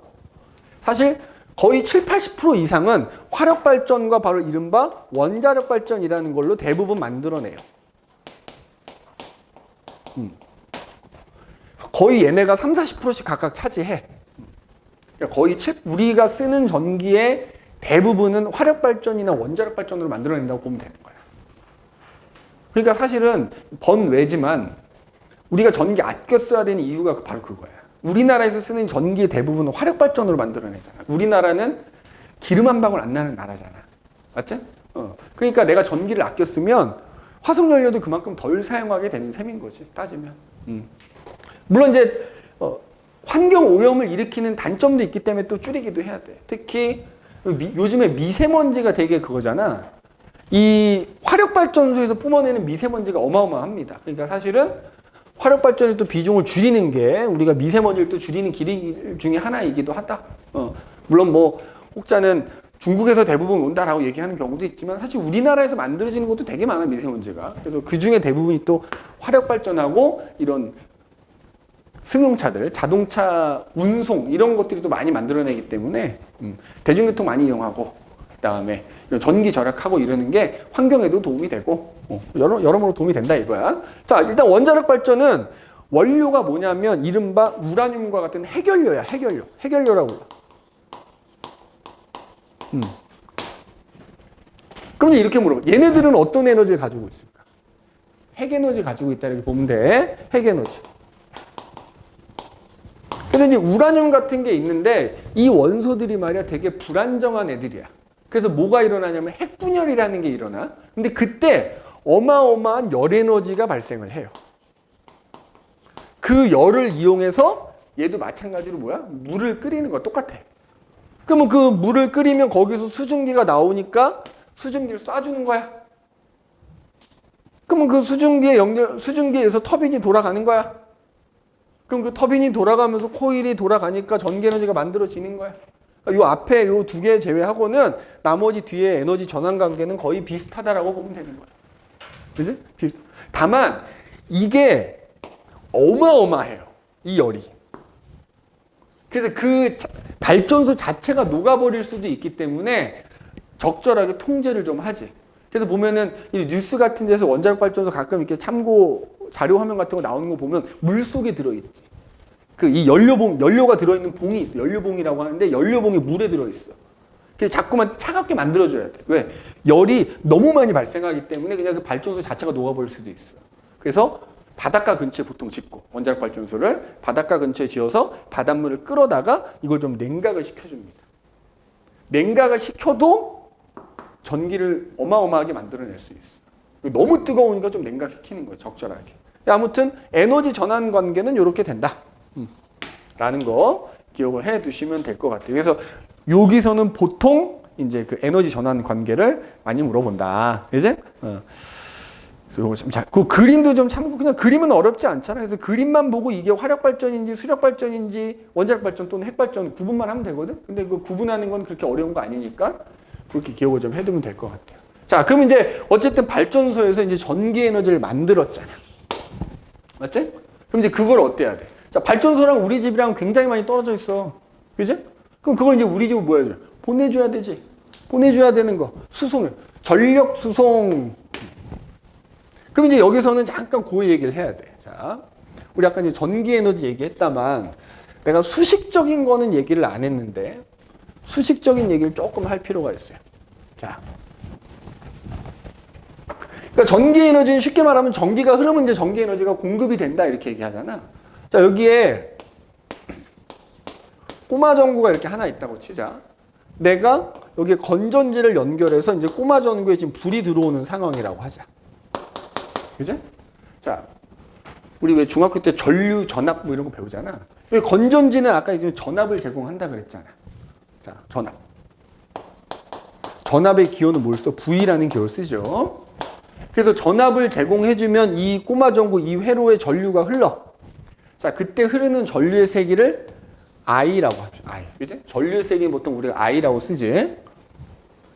그 다음에 꼬마 전구뿐만 아니라 우리가 일상생활에서 사용하는 하여튼 전기가 흐르는 모든 제품에는 이른바 일종의 저항이 들어있다 생각하면 돼. 혹시 기억나니? 그 배운 거? 전류가 흐를 때 항상 저항이라는 게 무조건 있지? 그래서 그 저항 때문에 전류가 잘 못 흐르게 된다 이렇게 배웠었잖아. 하여튼 이 전선 자체도 그렇고 이 꼬마 전구 저항이 있어. 우리 저항은 R이라고 표시하지. 저항은. 그지? 저항은 R이라고 표시해서 전압과 전류와 저항과의 관계를 나타내는 법칙이 뭐야? 오메 법칙이라는 게 있었어. 오메 들어봤네? 그죠? 오메 법칙. 그래서 오메 법칙은 뭐냐? 그러니까 이거야. 전류가 흐를 때 전압이 세면 전류가 많이 흐르거든. 그러면 전압하고 전류하고는 서로 비례 관계다 이렇게 나타낼 수 있는 거야. 그 다음에 저항이라는 게 전류를 못 흐르게 하는 애기 때문에 반대로 전류하고 저항은 서로 반비례 관계인 거지 저항이 크면 전류가 못 흐르니까. 자, 이거를 합쳐놓은 게 오음의 법칙이다 생각합니다. 그래서 어떤 회로에 이렇게 전류가 흐를 수 있게 만들어 놓은 걸 회로라고 하는데 회로에 전류가 흐를 때 전압은 전류의 세기에는 회로에 흐르는 전류의 세기는 전압에는 비례하고 저항에는 반비례한다. 이게 오음의 법칙이었어. 맞지? 일단 우리가 요 전력 수송 파트를 공부하려면 일단 오음의 법칙 무조건 알고 있어야 되고, 맞지? 오음의 법칙. 그래서 요 식을 뭐 적절하게 변형할 수 있지.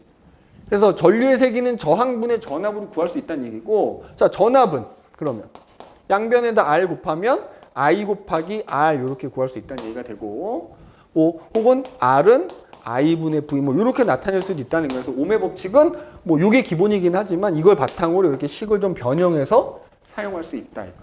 그러면 자, 이 꼬마 전구 입장에서 말이야. 전류가 흐르면 얘한테는 어쨌든 전기 에너지가 공급이 되는 셈이야. 맞지? 공급이 되는 셈이야. 그러면 그때 그 전기 에너지를 E라고 한다면 생각해봐. 전류가 많이 흐를수록 전기 에너지가 많이 공급되는 셈이지. 맞아? 자, 그러면 저 꼬마 전구 입장에서 제가 받는 전기 에너지는 전류의 세기에는 비례하겠지. 근데 전류는 어떨 때 많이 흘러? 전압이 세면 많이 흘러요. 그러면 전압이 세면 전류가 많이 흐르고 그러면 전기 에너지도 많이 공급을 받는 거니까 전기 에너지는 뭐야? 전압에도 비례한다고 할 수 있는 거야. 동일한 회로상에서. 그죠? 그 다음에 자, 전류가 흐르는데 전기의 에너지를 받는 거잖아. 그러면 1초 동안 흐른 것보다는 10초 동안 흘렀을 때가 받은 게 더 많겠지.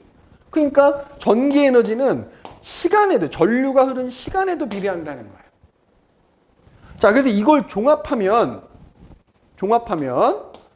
어떤 회로 혹은 어떤 전기 기구에 공급되는 전기 에너지는 얘도 비례하고 얘도 비례하고 얘도 비례하니까 이거 합하면 다 곱해주면 되거든. 그래서 전압에도 비례하고 전류의 세기에도 비례하고 흐르는 시간에도 비례하더라.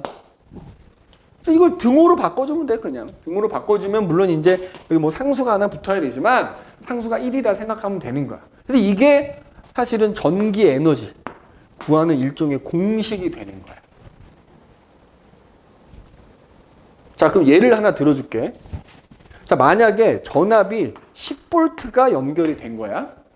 자, 그래서 보니까 전류가 2A가 흘렀다고 칩시다. 그래서 이 꼬마 전구에 예를 들어서 5초 동안 전류가 흘렀다고 치자고. 그러면 이 꼬마 전구가 5초 동안 받은 전기 에너지는 전압이 10V에 전류의 세기는 2A가 흘렀고 그게 5초 동안 흘렀으니까 이 꼬마 전구가 받은 전기 에너지의 크기는 얼마다? 100이다. 이렇게 쓰면 되고 단위는 줄이야. 맞지? 자, 그런데 생각을 해봐. 전기 에너지를 받아서 우리가 뭐 사용 건전지 같으면 저장할 수 있지만 얘가 그걸 받은 다음에 어때? 그 즉시 쓰겠지. 맞아? 그 즉시 썼을 거야. 5초 동안 받았지만 5초 동안 계속 받고만 있는 게 아니란 말이야. 5초 동안 받으면서 동시에 써버리잖아. 그러면 얘가 1초당 도대체 전기 에너지를 얼만큼을 받아서 얼만큼을 쓰냐? 이거야. 그럼 어떻게 구할 수 있어? 총 100주를 받았지만 얘가 1초당 그러면 5초 동안 어쨌든 100주를 받아서 그대로 썼거든, 100주를. 그러면 1초당 얼마 쓴 셈이야? 5초로 나누면 되는 거 아니야? 그러면 결국 1초당 20줄에 해당되는 전기 에너지를 받아서 그 즉시 쓴 거야. 자, 이걸 전력이라고 하는 거야. 단위 시간 동안 전기 에너지를 얼만큼 썼느냐. 그러니까 받는 즉시 쓰는 거야. 그래서 그걸 뭐라 그래? 이것도 중3 때 배웠어. 전력이라 그래, 전력. 다만 이제 중학교 때는 이렇게 막 수식적으로 복잡하게 배우진 않았을 거란 말이야. 자, 전력. 근데 기호로는 P라고 써요. 그래서 자, 얘는 말로 쓰면 이렇게 돼. 단위 시간 동안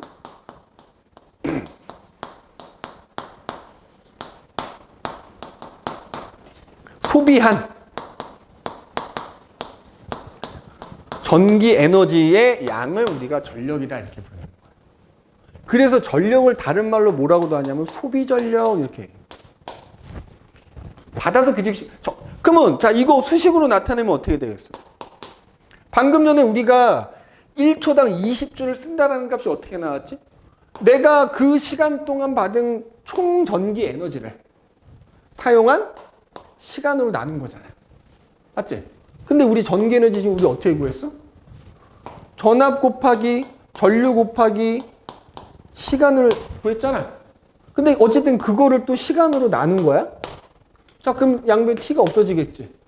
그러니까 오음의 법칙을 이용해서 표현하자면 이게 v 곱하기 i 해주면 그게 얘가 소비한 전력이 된다는 거예요. 그럼 여기서도 봐봐. 이 꼬마 전구의 소비 전력이 얼마입니까? 물어보면 10V 곱하기 2A 지금 20이 되는 거예요. 그럼 그때 단위는 어떨까? 단위는. 자, 단위는 전기 에너지의 단위가 줄이잖아? 맞지? 시간의 단위는 보통 세컨드, 초를 쓴단 말이야. 그러면 이때 이 단위는 줄 퍼 세컨드라는 단위 쓸 수 있는 거야. 줄 퍼 세컨드. 자, 그러니까 이게 무슨 말이야? 초당 몇 줄을 써냐 이거지. 이걸 쓸 수도 있고 이것도 중학교 때 와트라는 단위를 보통 많이 쓰죠. 와트. 새로운 단위로는 와트라는 단위를 많이 써요. 와트. 자, 그럼 봐봐. 여기 꼬마 전구가 있다. 이 꼬마 전구의 소비 전력이 예를 들어 20와트다 이 말은 이게 같은 단위거든 이게. 바꿔서 쓰면 20줄 퍼 세컨드 이렇게 쓸 수 있어요. 그럼 이게 의미하는 건 뭐냐? 이 꼬마 전구, 이 회로에 연결된 꼬마 전구는 1초당 전기 에너지를 20줄을 받아서 바로 쓴다 이 말이에요. 소비 전력이라는 게 1초당 전기 에너지 얼만큼 썼느냐를 나타내는 거다 이렇게 생각하면 되는 거예요. 그 왜 전력 얘기를 하냐면 발전소에서 전기를 만들었잖아. 그거를 가정으로 보낼 땐 여러 단계를 거치긴 한다만 바로 이 전력으로 보내죠. 전력. 우리 가정에는 전력을 보내주는 거야. 알겠니? 그리고 그 전력을 보낼 때 아까 잠깐 언급했던 뭐야? 이른바 변압기가 나오게 되는 거야. 변압기. 그지? 그리고 이제 더 디테일하게 들어가면 사실은 저항의 연결도 사실은 뭐 얘기를 좀 해야 되는데, 그 얘기는 이제 나오면 차차 하도록 하고요. 그래서 우리 이제 전력 수송이라는 거에 대해서 이제 얘기를 해보도록 합시다. 잠깐 요거는 쉬었다가 그 전력 수송 얘기를 좀 해도록 할게요.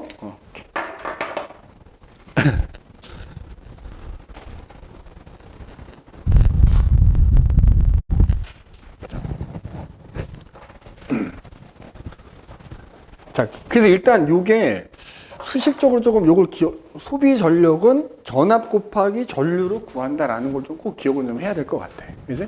기억을 좀 해야 될 것 같아. 요거는 사실 공식 몰라도 상관없다. 사실 얘를 얘기한 이유는 얘를 얘기하려고 얘기한 거기 때문에 너는 일단 공식을 외운다 그러면 일단 요거는 좀 기억하고 있는 게 좋아. 전력 구하는 공식은. 자, 그러면 거기 이제 그림을 보면서 하나씩 이제 얘기를 좀 해줄게. 그러니까 페이지로 저기지 57페이지에 보면 이제 송전 뭐 이렇게 나오잖아. 자, 송전이 뭐야? 전기를 보낸다는 뜻이야, 그지? 자, 거기 그림에 보면 일단 발전소에서, 그지? 발전소가 이렇게 있을 거야. 전기를 만들어서 이제 보내, 그지? 보내는데 다이렉트로 우리 가정으로 오는 게 아니고 1차적으로 어디로 가? 초고압 변전소라는 데로. 변전소가 뭘까? 전압을 바꿔주는 장소란 얘기야. 그래서 변전소 안에는 뭐가 들어있다 생각하면 되냐면 변압기가 들어있다 생각하면 돼. 변압기라는 게 뭐야? 전압을 바꿔주는 기계라는 뜻이야. 그래서 변전소 안에는 변압기라는 게 들어있다 이거야. 그래서 거기 보면 발전소에서 처음에 전기를 만들어냈을 때 그때 전압이 얼마냐면 거기 나와 있지만 10에서 한 20 킬로볼트 정도 된대. 근데 그거를 초고압 변전소로 보내잖아. 말 그대로 초고압, 굉장히 높은 전압으로 바꿔준다는 거야. 그래서 거기 보면 일단 1차적으로 뭐 이제 용도에 따라서 154kV 혹은 뭐 345 혹은 765 이런 식으로 전압을 굉장히 높여줘. 그지? 자, 그런 다음에 그 상태로 어디로 보내냐면 1차 변전소라는 데로 보내는 거야. 그지? 자, 그럼 봐봐. 발전소에서 만들어낸 전기의 전압을 높이는 이유는 좀 이따 나올 거야. 왜 전압을 높이는가? 그럼 이제 어쨌든 이제 1차 변전소 가면 전압이 조금 또 낮아지지. 그지? 그래서 154kV 정도로 또 낮춘다. 그리고 그게 또 이제 2차 변전소라는 데로 가. 응? 그래서 이제 나머지 1차 변전소, 2차 변전소 가는 내내 전압이 계속 낮아지는 거야, 지금. 그지? 그래서 2차 변전소 보면은 대략 얼마라고 돼 있냐면, 뭐 22.9kV로 바꾸는 경우도 있고, 혹은 11.4, 뭐 6.6, 이렇게 뭐 이렇게 점점 전압이 낮아지는 거지. 그래서 우리 집 근처에 오면 주상변압기라는 게 있어요, 주상변압기.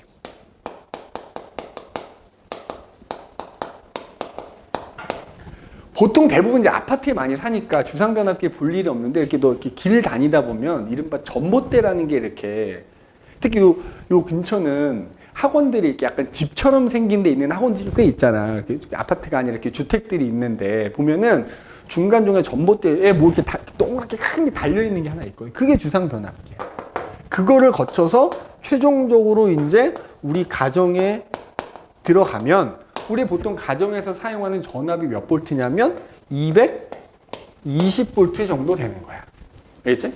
220V 정도 되는 거야. 근데 이제 이런 단계를 거쳐서 최종적으로 우리 가정으로 들어온다. 그죠? 들어온다. 그럼 이제 우리 가정에는 그러니까 아파트 같은 경우에는 주상변압기가 어디 있다고 생각하면 되냐면 보통 지하. 아파트 지하에 보이지 않는 기계실에 이런 데 들어있어. 그래서 지금 선생님 사는 아파트는 좀 오래된 아파트거든. 그래서 가끔 자주 고장이 나. 오래된 아파트여서. 그래서 가끔 정전될 때가 있어. 그 고치는. 특히 이런 한파 때는 지하실에 있으니까 아무래도 얘네들이 추워서 고장나는 경우도 종종 있거든. 그럴 때는 이제 잠깐 몇 시간 동안 그 고치는 동안에 전기가 안 들어오기도 하고 막 간혹 그럴 때가 있더라고. 특히 추운 날 좀 그럴 때가 있어. 하여튼 단계는 이렇게 되는 거야. 그러면 이제 자 이렇게 여기서 갑자기 전압을 높이고 오는 동안 이제 점점 전압이 낮아지는 거거든. 이제 그 원리를 설명해야 돼. 자, 단계는 일단 이렇게 된다는 거고 잘 보자. 예를 들어서 뭐 초고압 변전소가 되고 자 그냥 원리를 설명하는 거예요. 여기 발전소가 이렇게 있다고 칠게. 응? 그 다음에 원래는 이제 중간중간에 변전소를 거친다만 여기 이제 우리 가정으로 이렇게 온다고 해보자. 가정으로. 그냥 여기 우리 집이 이렇게 있다고 칠게. 중간중간에 변전소가 있긴 하지만 어쨌든 거쳐 전선이 우리 집까지 이어져 있을 거 아니야. 맞지? 이어져 있을 거 아니니? 이게 그냥 변전소라고 생각해도 원리는 똑같아. 그러면 자 발전소하고 우리 집 사이에 전선이 있을 거고 기본적으로 전류가 흐르는 전선에는 무조건 뭐가 있어? 저항이라는 게 있는 거야. 그러면 요 지금 발전소와 우리 집 사이 그냥 전선이 있다고 요 전선의 저항을 R이라고 해보자는 말이야. 자, 그럼 아까 이제 발전소에서 전압이 있었잖아. 자, 발전소에서 아까 뭐 10에서 20kV 정도 이제 전압이 생긴다 그랬잖아. 그거를 어쨌든 보낼 거 아니야. 뭐 초고압 변전소를 보내든. 그럼 그 전압을 우리가 송전 전압이라고 표현해 볼게. 자, 전압 V라고 쓰니까 그걸 송전 전압이라고 해볼게. 그러면 자 어쨌든 전압이 뭐 10에서 20kV가 됐건 뭐가 됐건 그 전압에 의해서 흐르는 전류가 있을 거 아니야. 맞니? 자, 그거를 송전 전류라고 해볼게. 그러면 결국 발전소에서는 말이야 이 두 값을 보낸 것만큼 우리 집으로 보내주는 거야. 전력을. 그지? 선생님 아까 전압 곱하기 전류가 전력이라 그랬잖아. 그러면 이거만큼의 전력을 지금 우리 집으로 보내주는 거야. 송전 전력을 보낸단 말이야. 그럼 잘 봐봐. 이 전압은 여기서의 전압일 거고 어쨌든 그것 때문에 이 송전 전류가 이 전선을 따라 흘러가겠지. 송전 전류가 흘러갈 거야. 그런데 문제는 뭐냐면 모든 전선에는 저항이 있다 그랬잖아. 그럼 그 저항에 의해서 어떻게 되지? 말 그대로 저항을 받으니까 에너지가 손실돼. 그러니까 무슨 얘기냐면 발전소에서 전류를 흘려보내도 이 저항 때문에 전선을 따라 흘러가는 동안 손실이 발생해요. 그럼 이 전선, 이 송전선이라고 표현하는데 이 송전선을 흘러가는 동안에 손실되는 전력이 있다는 얘기야. 자, 그걸 뭐라 부르냐면 손실 전력. 자, 이걸 그래서 대문자로 썼다면 이걸 선생님 소문자 P로 써볼게. 자, 그럼 봐봐. 아까 우리 전력이라는 것은 전압 곱하기 전류를 구할 수 있다고 그랬잖아. 자, ohm의 법칙을 이용하면 얘를 조금 변형할 수 있거든. ohm의 법칙에 의하면 I는 R분의 V였잖아. 그러니까 얘를 R분의 V 제곱이라고 이렇게 식을 변형할 수도 있고, 또는 V는 I 곱하기 R이었잖아. 그러니까 V 대신에 IR을 넣으면 I 제곱 R 이렇게도 바꿔 쓸 수 있거든. 자, 무슨 얘기냐 하면 송전 전력은 알 수 있잖아. 그럼 내가 이제 손실되는 전력을 계산하고 싶은 거야. 그러면 자, 손실되는 전력은 어떻게 하면 돼? 전압 곱하기 전류로 계산한다 그러면 잘 봐. 여기하고 여기 사이의 전압이 얼만큼 차이 나는지 알아야 돼. 그러니까 이 전압이 아니고 이건 여기서 만들어진 전압인 거고, 이 전선을 따라 전류가 아까 얘기했죠. 전압이라는 건 한쪽이 높고 한쪽이 낮은 음이라 그랬잖아. 그러면 여기서 여기 가서 쭉 낮아질 거 아니야. 그리고 여기 중간에 변전소도 거치잖아. 그러니까 어쨌든 결론은 여기하고 여기 사이에 전압이 몇 볼트인지 이것도 따로 있거든. 그걸 알아야 돼. 그리고 여기에 흐르는 송전 전류를 곱하면 손실되는 전력이 얼마인지 알 수 있는 거야. 그런데 문제는 이거를 알기가 어렵다는 거야. 요 사이의 전압이 얼마인지 어떻게 측정해? 못해. 짧은 전선 같으면 그 측정하는 기구가 있으니까 콕콕 찍어보면 나오거든. 근데 이거 어떻게 되냐고, 이 긴 거를. 그러니까 현실적으로 요렇게는 구할 수가 없어. 그러면 자, 아까 식을 좀 변형한다 그랬잖아. 대신에 우리는 뭘 알고 있냐면 이 전선의 저항값은 아는 거야. 자, 그럼 우리가 확실하게 알 수 있는 건 뭐야? 저항값 알 수 있고, 여기 흐르는 전류는 이미 정해져 있거든요. 발전소에서 이 전압 때문에 이만큼의 전류가 흐르는 건 정해져 있는 거야. 그러니까 R을 알고 얘를 아니까 요 식으로 바꾸면 되겠죠. 그러면 자, I, 여기는 송전 전류가 흐르거든. 그거의 제곱한 값에다가 이 송전선의 저항을 곱하면 그 송전선을 따라 전류가 흐르는 동안 전력이 얼만큼 손실되는지 구할 수 있는 거야. 자, 그러면 우리 가정에 도착하는 전력은 결국 얼마가 되는 거야? 발전소에서는 송전 전압만큼을 보내줬는데 우리 집에 오는 동안에 이만큼의 손실 전력이 발생한 거잖아. 그러면 송전 전력에서 뭐야?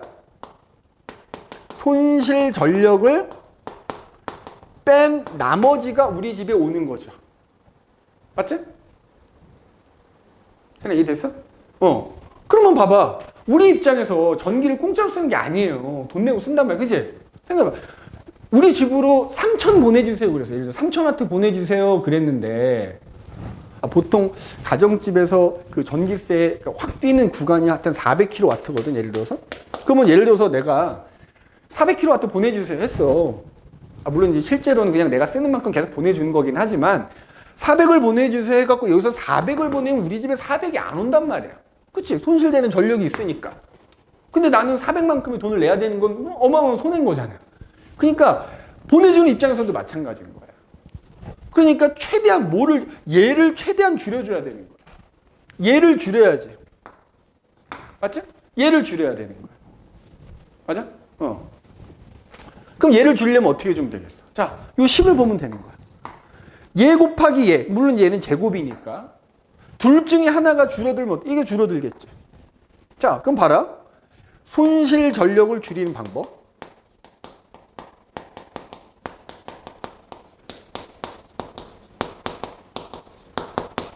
첫 번째, 뭘 줄여주면 된다? 송전선의 저항을 줄이면 되지. 자, 근데 현실적으로 불가능해. 왜? 내가 예를 들어 이 저항이 더 작은 걸로 다 바꿔줘야 돼, 송전선을. 다 바꿔줘야지. 땅속에 묻혀있는 것도 있고 경제적인 비용이 어마어마하게 들어가지. 그러니까 이건 현실성은 좀 떨어지는 거야. 맞지? 그럼 두 번째 뭘 해주면 될까? 자, 송전 전류라는 걸 줄여주면 되는 거지. 게다가 얘는 제곱값이잖아. 그러니까 내가 송전 전류를 2분의 1로 줄이면 손실되는 전력은 4분의 1로 줄어드는 거야. 자, 그럼 송전 전류를 줄여주면 되는 거야. 자, 그런데 이거는, 이 값은 여기서 결정되는 거지. 자, 내가 400을 보내달라 그랬는데 예를 들어서 발전소의 전압이 200이면 전류가 2가 흐를 거 아니야. 맞지? 그래야 나한테 400을 보내는 게 되겠지? 그래서 그 2가 여길 따라 흐르는 거잖아. 그러면 얘를 줄이려면 똑같이 400을 보내는데 얘를 줄이려면 뭐야? 얘를 높여야 되는 거야. 자, 현실적인 게 송전 전류를 줄여주는 건데 이거는 발전소에서 이미 정해지는 거기 때문에 결국에 얘를 줄이기 위해서는 뭘 해주면 되겠다? 발전소에서 전압을 10kV였다면 그걸 20kV로 높여주면 되는 거야. 송전 전압을 높여주면 되는 거야. 아까 그림에서 발전소에서 초고압 변전소 가면서 전압이 높아졌지. 그 이유가 바로 이거야. 전압을 확 높여버리면 어떻게 된다? 흐르는 전류가 줄어들기 때문에 가는 동안에 손실되는 전력을 줄일 수가 있는 거야. 여기 이 그림 있죠, 뭐요? 여기서 확 높아지지, 전압이. 그게 바로 이 이유 때문인 거야. 자, 그래서 우리가 송전 전압을 높이는 걸 두 글자로 뭐라고 하냐면 승압 이렇게 표현해. 승압. 승압이라고 표현하는 거야. 발전소에서 승압을 시키면 손실되는 전력이 줄어들 수 있다. 그죠? 그래서 봐봐. 만약에 얘가 1이었고 얘가 1이라고 치자. 그러면 손실되는 전력이 1인 거야. 근데 내가 예를 들어서 똑같이 1을 보내는데 얘를 2로 높여서 얘가 2분의 1로 줄어들게 되면 그거의 제곱이니까 손실되는 전력은 4분의 1로 줄어들게 되는 거지. 훨씬 더 많이 줄어들지. 그지? 그래서 현실적으로 손실 전력을 줄이는 방법 이렇게 두 가지. 그지? 두 가지.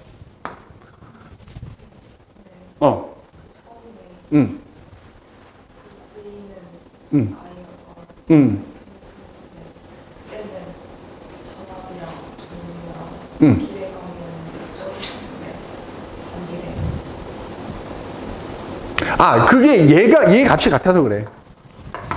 얘 값이. 얘 값이. 그러니까 그 전압하고 전류가 서로 이제 비례한다는 게 맞지. 그러니까 전압이 높아지면 그 전압 때문에 흐르는 전류가 세지겠지만 여기서는 이거 같은 값을 보내주기 이거 조절을 하는 거지, 일부러. 그지?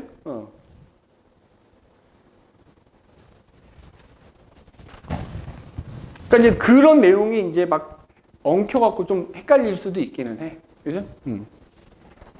그래서 아무튼 손실 전력을 줄이는 방법 두 가지를 간혹 요즘에는 이게 너무 이런 단순한 서술형은 안 나오긴 하지만 서술형으로 물어보는 경우도 있어. 송전선의 저항을 줄이거나. 자, 이게 변전소에도 마찬가지인 거야. 변전소에도. 그지? 뭐 아까 초고압 변전소에서 1차 변전소로 갈 때도 비슷한 원리인 거야. 손실되는 전력은 없을 수는 없다. 그러면 이제 잘 봐. 변전소라고 치면 여기 변전소라고 치면 이 변전소 안에 뭐가 들어있다 그랬지? 변압기라는 게 들어있다 그랬어. 그지? 변압기. 지금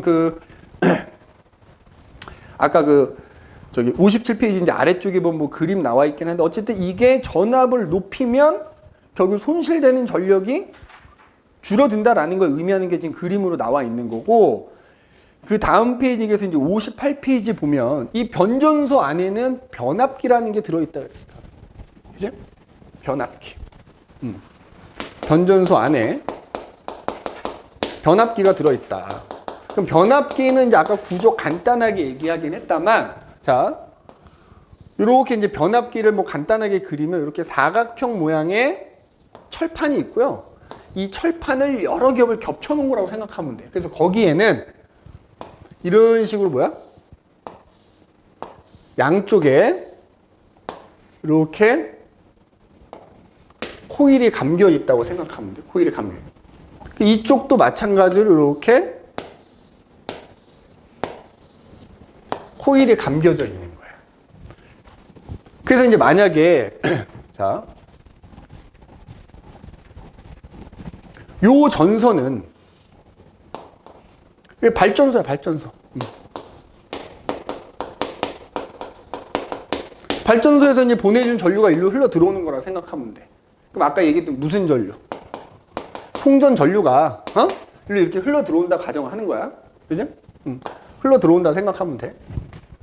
자, 그래서 보면은 요 이제 발전소 쪽에 있는 요 코일을 1차 코일이라고 얘기를 하고 요쪽은 2차 코일이라고 얘기를 하거든. 그럼 이제 아까 잠깐 언급했지만 1차 코일의 전류가 이렇게 흐르잖아. 자, 이렇게 흘러 들어와. 예를 들어서 코일에서 전류가 이렇게 흐르겠지? 그러면은 아까 얘기했지만 이제 요 위쪽이 N극이 되는 셈이야. 그러면서 이제 여기 자기장이 생기는 거지. 그러면 그렇게 생긴 자기장이 이렇게 이제 자기장이 생기면 그 자기장이 또 이쪽 코일을 또 통과를 하게 돼요. 자, 그런데 아까 전자기유도에서 언급하지 않았지만 아까 우리 왜 N극 기준으로 왔다 갔다 하면 전류 흐른다 그랬잖아. 근데 아까 기억나는지 모르겠지만 N극이 가까이 올 때랑 멀어질 때는 어때? 그 순간순간 흐르는 전류방이 서로 반대가 되거든. 그러니까 실제로 발전소에서 그 전자기유도 원리를 이용해서 만들어진 전류는 매 순간 전류의 방향이 바뀌어.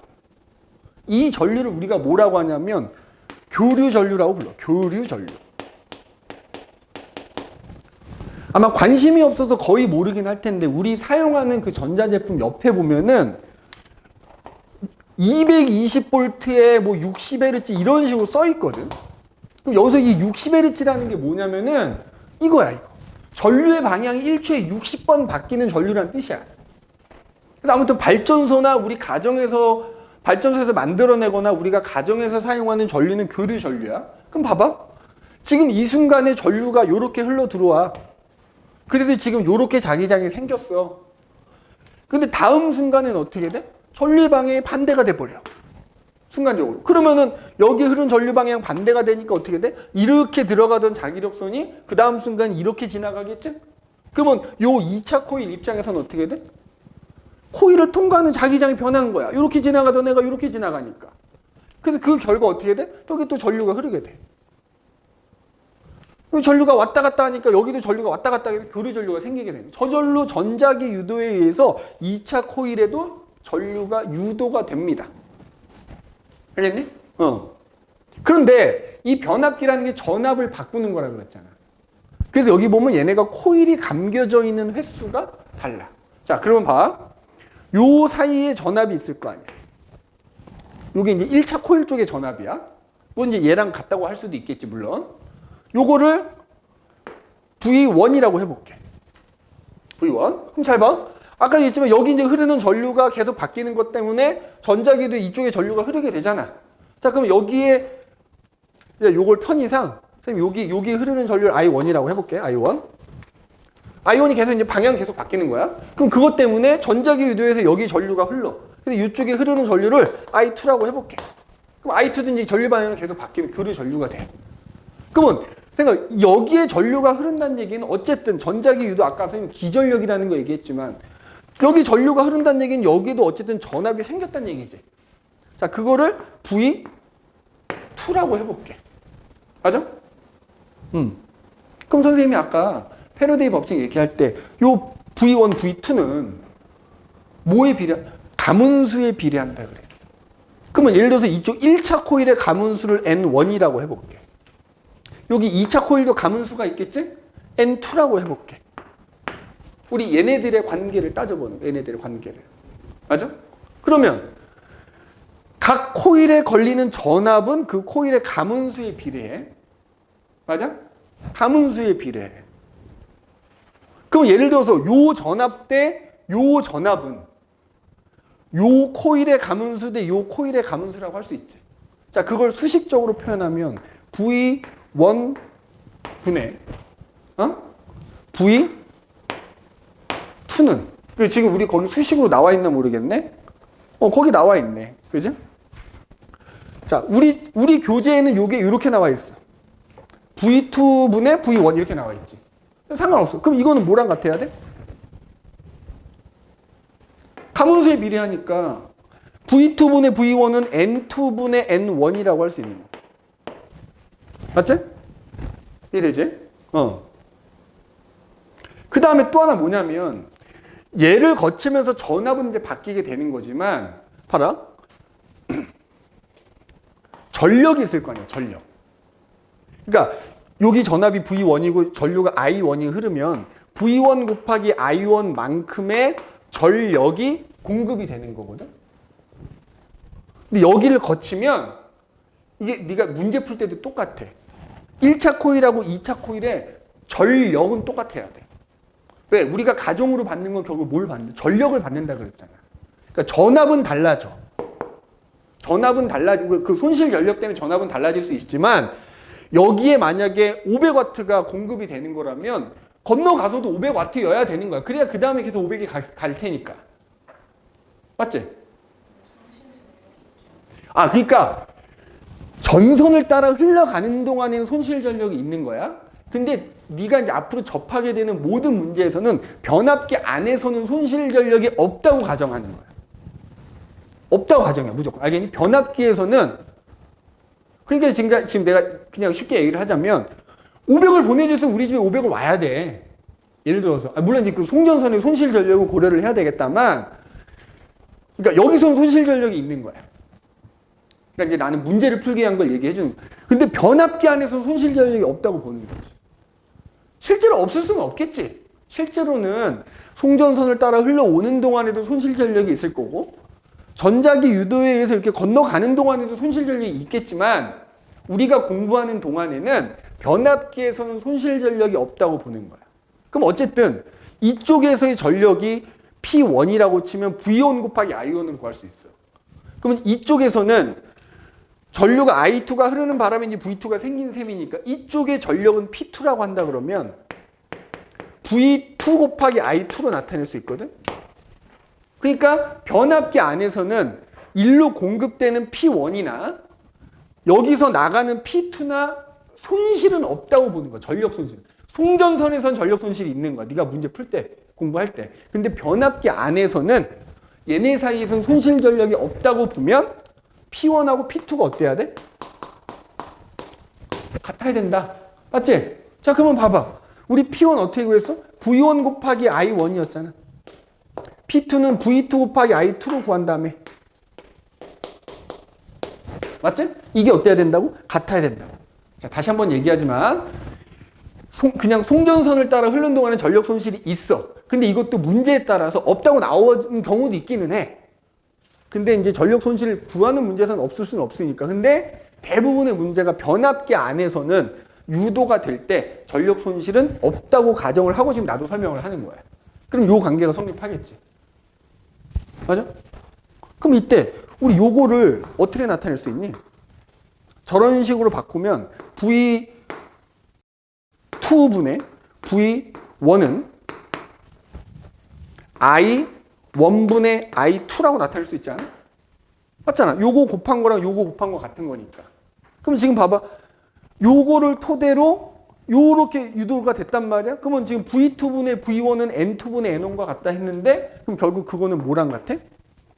I1분의 I2와 같다. 자, 우리가 지금 요렇게 관계식이 하나가 딱 나왔잖아. 자, 요거는 뭐가 전제라고? 변압기 안에서는 전력 손실이 없다고 보는 거야. 알겠지? 없다고 보는 거야. 근데 아마 네가 접하는 문제의 대부분은 변압기 내에서는 전력 손실이 없다라고 나올 거야. 그러니까 자, 전압을 어떻게 바꾸냐면 봐라. 가문수하고 관계가 있으니까 이런 거야. 내가 여기 200번을 감아놨어. 여기는 100번을 감아놨어. 그러면 가문수의 비가 2대1이잖아. 그러면 양쪽의 전압도 2대1이 돼야 되니까 내가 여기 200V를 걸어주잖아? 그럼 여기 100V가 되는 거야. 가문수에 따라서. 그러면 예를 들어서 내가 400W를 보낸 거라면 여기 2A가 흐르겠지?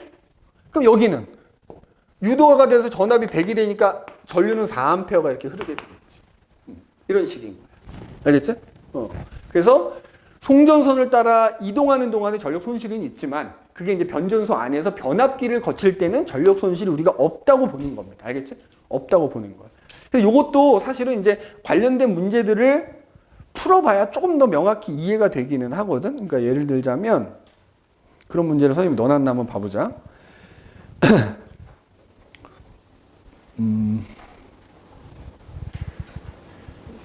여기 그러니까 예를 들어 뒤에 66페이지에 보면 16번 한번 봐봐. 지금 얘기한 변압기 얘기가 나오거든. 자, 18번. 변압기의 구조를 나타낸 것이다. 그래서 지금 요 그림하고 비슷한 거 나와 있지? 자, 그래서 보면 1차 코일의 감긴 수가 1만 번이래. 자, 요거 지우고. 자, 여기에 감긴 수가 10,000번이래. 10,000번. 1만 번. 그리고 2차 코일에는 2만 번이 감겨져 있대. 아까 선생님이 전압이 높아지는 게 승합이라고 그랬잖아. 그러니까 1차 코일보다 2차 코일을 많이 감아 놓으면 전압이 높아지는 거야. 1차 코일 지나서 2차 코일로 가면. 그럼 지금 그때 입력 전압과 출력 전압의 비가 얼마? 그러니까 여기가 10,000번이 감겨져 있을 때 여기 사이의 전압과 여기 사이 전압의 비가 얼마나 간단하지. 몇 대면? 1대 2잖아. 그럼 이 전압의 비가 얼마야? 1대 2가 되는 거지. 내가 만약에 이쪽에 전압을 100V를 걸어줬으면 이쪽은 200V가 되는 거야. 여기가 이제 입력 전압이라고 하고 여기를 출력 전압이라고 하는데 그래서 입력 전압과 출력 전압의 비는 가문수의 비에 비례한다. 뭐 이렇게 볼 수 있는 거야. 이거 말고도 이제 전력 손실하고 연결이 돼 갖고 나오는 문제들이 조금 있기는 한데 그게 아마 선생님이 오늘 내주는 아마 숙제에 조금 그런 문제들이 들어있을 것 같거든. 그래서 그거는 선생님이 다음 시간에 조금 몇 문제 같이 좀 풀어보고 넘어가도록 할게. 알겠지? 일단 요거는 다음 시간에 문제를 좀 같이 좀 풀어보는 걸로 하고 일단 뭐 내용만 지금 간략하게 설명을 한 거야. 그래서 그 밑에 보면 이제 그거 나오지. 하여튼 요거랑 관계된 문제는 선생님 오늘 숙제를 내줘보고 다음 주에 좀 풀어줄게. 그걸 프린트에 좀 그런 문제가 있으니까 그걸 좀 같이 좀 풀어주도록 할게. 왜냐면 오늘 또 안 온 친구가 있기 때문에 그냥 다음 시간에 같이 수업 시작하면서 푸는 게 좋을 것 같고 자, 이런 식으로 이제 전력 손실 발생하는 거 줄여야 되고 그 다음에 이제 그 중간에 변전소 거치면서 변압기 거칠 때 변압기에서 어떻게 유도가 되는지까지 이제 우리가 얘기를 해봤다. 그래서 거기 보면 이제 효율적인 전력 수송 방법 그렇게 돼 있잖아. 자, 그러니까 이 얘기가 그 얘기인 거야.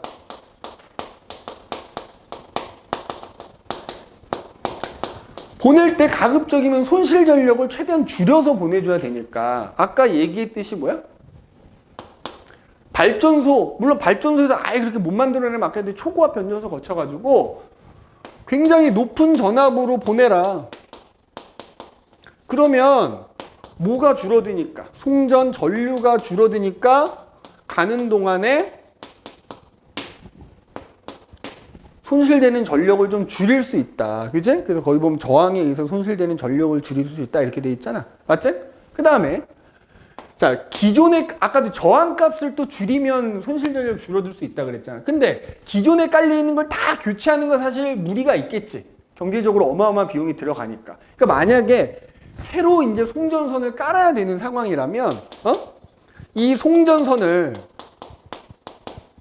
초전도 케이블을 이용해서 깔아라.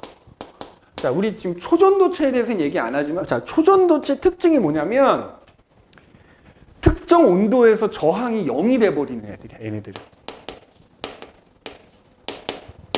그럼 어때? 그 케이블을 이용해서 전류를 흘려보내면 저항이 0이니까 어때? 전력 손실이 아예 발생하지 않겠지. 물론 이제 얘 자체가 좀 비쌀 수 있으니까 기존에 이제 새로 깔아야 되는데 안정적으로 특히 전력을 꼭 공급해 줘야 되는 데는 초전도 케이블 이용해서 송전선을 깔아주면 좋겠지. 대표적인 게 어디가 있을까? 예를 들자면 데이터 센터라고 말 들어봤니? 그러니까 뭐 카카오톡이라든지 이런 큰 그 IT 업체들은 네이버 같은 데들은 뭐 서버 같은 거 이렇게 따로 모아두는 곳이 있잖아. 데이터 센터들. 거기에 우리 정보가 다 저장돼 있는 거잖아. 그러니까 그런 데는 전력이 안정적으로 공급돼야 되잖아. 그러니까 그런 데 연결된 송전선들은 이런 초전도 케이블 이용해서 비싸더라도 그 까는 비용이 비싸더라도 나중에 얘가 망가졌을 때를 생각하면 그게 더 저렴할 수 있는 거잖아. 그러니까 그런데 이 초전도 케이블 이용해서 깔아줘라. 그지? 그 다음에 자, 세 번째는 뭐냐? 거기 보면 거미줄 같은 전력망을 구축해라 이렇게 돼 있지. 그러니까 이 말은 무슨, 이거는 이제 전력 손실하고는 관계는 없는 건데 이런 거야. 발전소에서 우리 집으로 전기가 와. 근데 딱 요거 하나야. 뭘 이게 변전소일 수도 있겠. 변전소라고 쳐 그냥. 변전소에서 가까운 변전소에서 우리 집으로 오는 전선 요거 하나라고 쳐봐. 이거 문제 생기는 순간 끝나는 거잖아요. 근데 예를 들어서 뭐 예를 들어서 이렇게 갔다가 이렇게 오는 것도 있고, 이렇게 갔다가 이렇게 여러 이게 거미줄처럼 그 전선들이 막 뻗어 있으면 사실 얘가 문제가 되더라도 이렇게 보내면 돼. 이렇게 보내면 되는 거잖아요. 그치? 그러니까 그런 어떤 사고가 났을 때를 대비해서 거미줄과 같은 전력망을 또 구축해 주는 게 비상시에, 응급시에 빠르게 대처할 수 있겠지. 그치? 뭐 지금 그런 얘기인 거야. 그래서 이거는 뭐 전력 손실하고는 관계가 없지만 이렇게 해주면 되고. 그 다음에 지능형 전력망, 그래서 스마트 그리드. 그러니까 아마 나중에 이제 학교 가면 교과서에 이렇게 그림이 조금 디테일하게 좀 나오는 경우가 있긴 하거든. 나오는 교과서가 있고 안 나오는 교과서가 있긴 한데, 지능형 전력망이라 그래서 뭐 스마트 그리드라고 부르는데, 그러니까 원리는 그런 거야. 예를 들어서 발전소에서 혹은 변전소에서 자, 우리 집으로도 보내고, 예를 들어 채은이 니네 집으로도 보내고, 예를 들어 어떤 공장으로도 이렇게 막 보내고 한다 이거. 예를 들어서 그러니까 이 발전소나 변전소에서 그걸 실시간으로 체크를 하는 거야. 그러니까 예를 들자면 평소에 막 500씩 보내주는 거야. 500씩 계속. 근데 예를 들어서 알다시피 공장 전기 많이 사용해. 그리고 예를 들어 어떤 가정집에서는 뭐 잘 모를 수도 있지만 이제 요즘으로 말하면 이제 채굴한답시고 비트코인 같은 거 막 컴퓨터 막 고성능 컴퓨터 막 연결하고 막 그거 채굴하는 사람 채굴한다고 표현하거든. 전기 엄청 쓰거든. 근데 생각해봐. 우리 집은 500 남어. 근데 얘네들은 500 택도 없는 거야. 근데 계속 500씩 보내주면 어떻게 되겠어? 안 되겠지. 그러니까 얘네들이 일종의 실시간으로 감시하는 거야. 저기가 전기를 많이 써? 저기로 많이 보내줘. 여긴 좀 적게 쓰네? 조금만 보내줘. 이런 식으로 적절하게 그걸 조절하는 거야. 조절하게. 따지면. 그래서 거기 보면 스마트 그리드 그래가지고 소비자의 전력 수요량과 공급량에 대한 정보를 실시간으로 주고받으면서 필요할 때만 전력을 공급하고 남는 건 저장했다 다시 공급한다 이거다. 그러니까 내가 예를 들어서 매일 500이 필요 없는 거지. 오늘은 200 필요하고 내일은 400 필요하고 뭐 이렇게 되면은 오늘은 200 보내주고 300 저장하고 있다 내일 400 보낼 때 그 300에 100만 더 보내주면 되는 거야. 뭐 이런 식인 거예요. 그래서 이런 식으로 지능형 전력망을 또 구축하는 게 또 중요하겠다. 그죠? 자, 그 다음에 안전한 전력 수송에서 나오지. 자, 아까도 얘기했지만 변전소 이런 데 가면 물론 사람이 출입 못하게끔 통제가 돼 있긴 하지만 굉장히 고전압이라 그랬잖아. 그러니까 감전의 개념도 아니야. 그러니까 예를 들어서 우리 이런 220V에 뭐 가끔 뉴스에 나온다만 애기들이 아무것도 모르고 젓가락 이렇게 쿡 찔러놓으면 감전되거든? 그 정도 수준이 아니고 그냥 타버린단 말이야. 그러니까 그런 어떤 사고나 이런 것들을 방지하기 위해서 안전하게 전력을 보내주는 것도 필요하다 이거지. 보면은 도심에는 없는데, 저 이렇게 시골 같은 데 고속도로나 이렇게 차 타고 가다 보면 들판이나 산 근처에 높은 탑, 쇠로 된 송전탑 같은 게 막 서 있어 거의 전설 막 이렇게 이어져 있는 것들이 있어. 근데 그게 이제 도시 근처에는 거의 없지. 왜냐면 이제 소위 말하는 뭐야. 전자파 나온답시고 이제 막 사람들 사는데 근처에는 막 짓지 말라 막 데모도 하고 막 이런단 말이야. 그리고 우리 이렇게 길에 나가다 보면 또 전봇대 같은 게 전선들 이어져 있잖아. 사실 위험할 수 있죠. 예를 들어 차가 와서 들이받아. 전봇대 쓰러지면 또 정전될 수도 있잖아. 그러니까 그런 전선들을 땅 속에 묻어버리는 거야. 전선 지중화 사업이다 이렇게 표현하거든. 그러니까 미관상 전선들이 막 늘어져 있는 거 보기에도 좋지도 않고, 그지? 그 다음에 여러 가지 어떤 사고에 의해서 그 전선이 끊어질 수도 있고 이렇게 하니까 그걸 아예 땅 속에 묻어버리는 거야. 그럼 뭐 그것 때문에 또 사고가 나더라도 사람이 감전될 일도 별로 없는 거고, 그지? 그 다음에 자, 거기 보면 로봇을 이용해서 그 전선들을 점검하거나 수리해라 이거죠. 왜? 아까도 이 고전압이기 때문에 사실 사람이 수리하다가 잘못되면 그 사람이 감전돼서 죽을 수도 있는 거니까 그런 걸 대처하기 위해서 그런 좀 위험한 데서는 로봇을 이용해서 점검을 하거나 수리를 하는 게 좋겠다. 그지? 그 다음에 거기 보면 또 이제 세 번째. 그럼에도 불구하고 여전히 사람이 해야 되는 경우가 많을 거 아니야. 그러니까 다양한 안전장치들을 설치를 해라 이거지. 그지? 아까 송전탑도 그래. 그 송전탑이라고 하는데 그 실제로 뭐 그렇게 측정된 경우도 있고 아니라고 하는 경우도 있다만 전자파라는 게 나오니까 가급적이면 외진 곳에다가 송전탑을 설치하기도 하고 아니면 그 송전탑을 줄이면서 이제 지중화 사업을 하기도 하고 그래서 어떤 이런 안전장치 같은 것도 충분하게 확보가 돼야 된다. 설치를 해야 된다. 그지? 그래서 거기 보면 뭐 송전탑을 만약에 필요하다면 인적이 좀 드물고 높은 곳에 설치를 하고 그 다음에 너무 고압이 흐를 경우에는 그 전원을 차단하는 뭐 스위치 같은 걸 설치하기도 하고 그 다음에 송전탑하고 이게 송전탑이 보통 이렇게 에펠탑 비슷하게 생겼잖아. 거기 이렇게 이제 전선이 쭉 이어져 있는데 보면 이렇게 약간 도자기 같은 재질로 이루어진 애자라는 게 있어. 애자. 그러니까 일종의 이게 약간 절연체 같은 거야. 그래서 그런 어떤 애자 같은 걸 또 설치하기도 하고 이래야 된다. 그지? 뭐 애자 같은 거 설치하고 송전탑은 이제 조금 인적이 드문 곳에 설치하고 뭐 이런 식으로 좀 안전하게 설치를 하는 게 필요하다라는 얘기인 거예요. 그치? 그래서 기본적으로 근데 뭐 여기는 사실 효율적인 전력 수송 방법이나 이 안전한 거는 그냥 뭐 사실 읽어서 그냥 참고하면 되는 거고 사실 우리한테 중요한 거는 그 변압기에서 어떤 그런 계산 문제들 나오는 거 하고 그다음에 위에 이제 송전에서 마찬가지 또 계산 문제들이 조금 나오는 게 있거든. 내가 그래서 일부러 요 개념 다지기 문제에는 넣어놓지는 않았는데 너무 그 또 어려우면은 저거 할 거 같아서 내가 지금 1차적으로 넣어놓지는 않았는데 아마 여기 오늘 숙제 나가는 거에는 한두 문제 있을 수도 있고 만약에 없다면 내가 다음 시간에 따로 좀 준비를 할까 한두 문제라도 풀어볼 수 있게끔 그 다음에 요거 하나만 합시다. 그 우리 개념 다지기 문제 보면은 아까 전자기 유도 중에서 6번 한번 봐볼래? 6번? 이거 학교 시험에 엄청 잘 나오는 문제거든. 자, 요거 하나만 우리가 같이 한번 풀어보고 오늘 마무리를 합시다. 그치? 이거 아까 풀었어야 되는데 안 풀어서. 자. 자석이, 자, 솔레노이드라는 게 코일이라고 생각하면 돼. 자, 봐봐. 여기는 이제 이렇게 레일 같은 게 하나가 있고, 가운데, 이렇게 이제 코일이 이렇게 있는 거야, 코일이. 코일이 이렇게 이제 좀 있어. 그지? 그래서 그 코일에, 이렇게 이제 전선이 하나, 연결이 지금 이렇게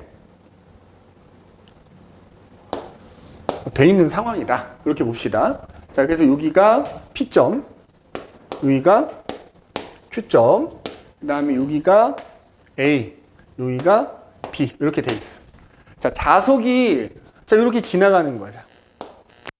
여기가 SU N극인 애가 이렇게 지금 들어가는 거야. 자, 그리고 이제 얘가 또 빠져나가는 상황이겠지. N극하고 S극이 빠져나가는 상황인 거야. 자, 봐봐. 얘가 P점을 해서 들어가는 순간에 여기 흐르는 전류를 생각해 보는 거야. 봐봐.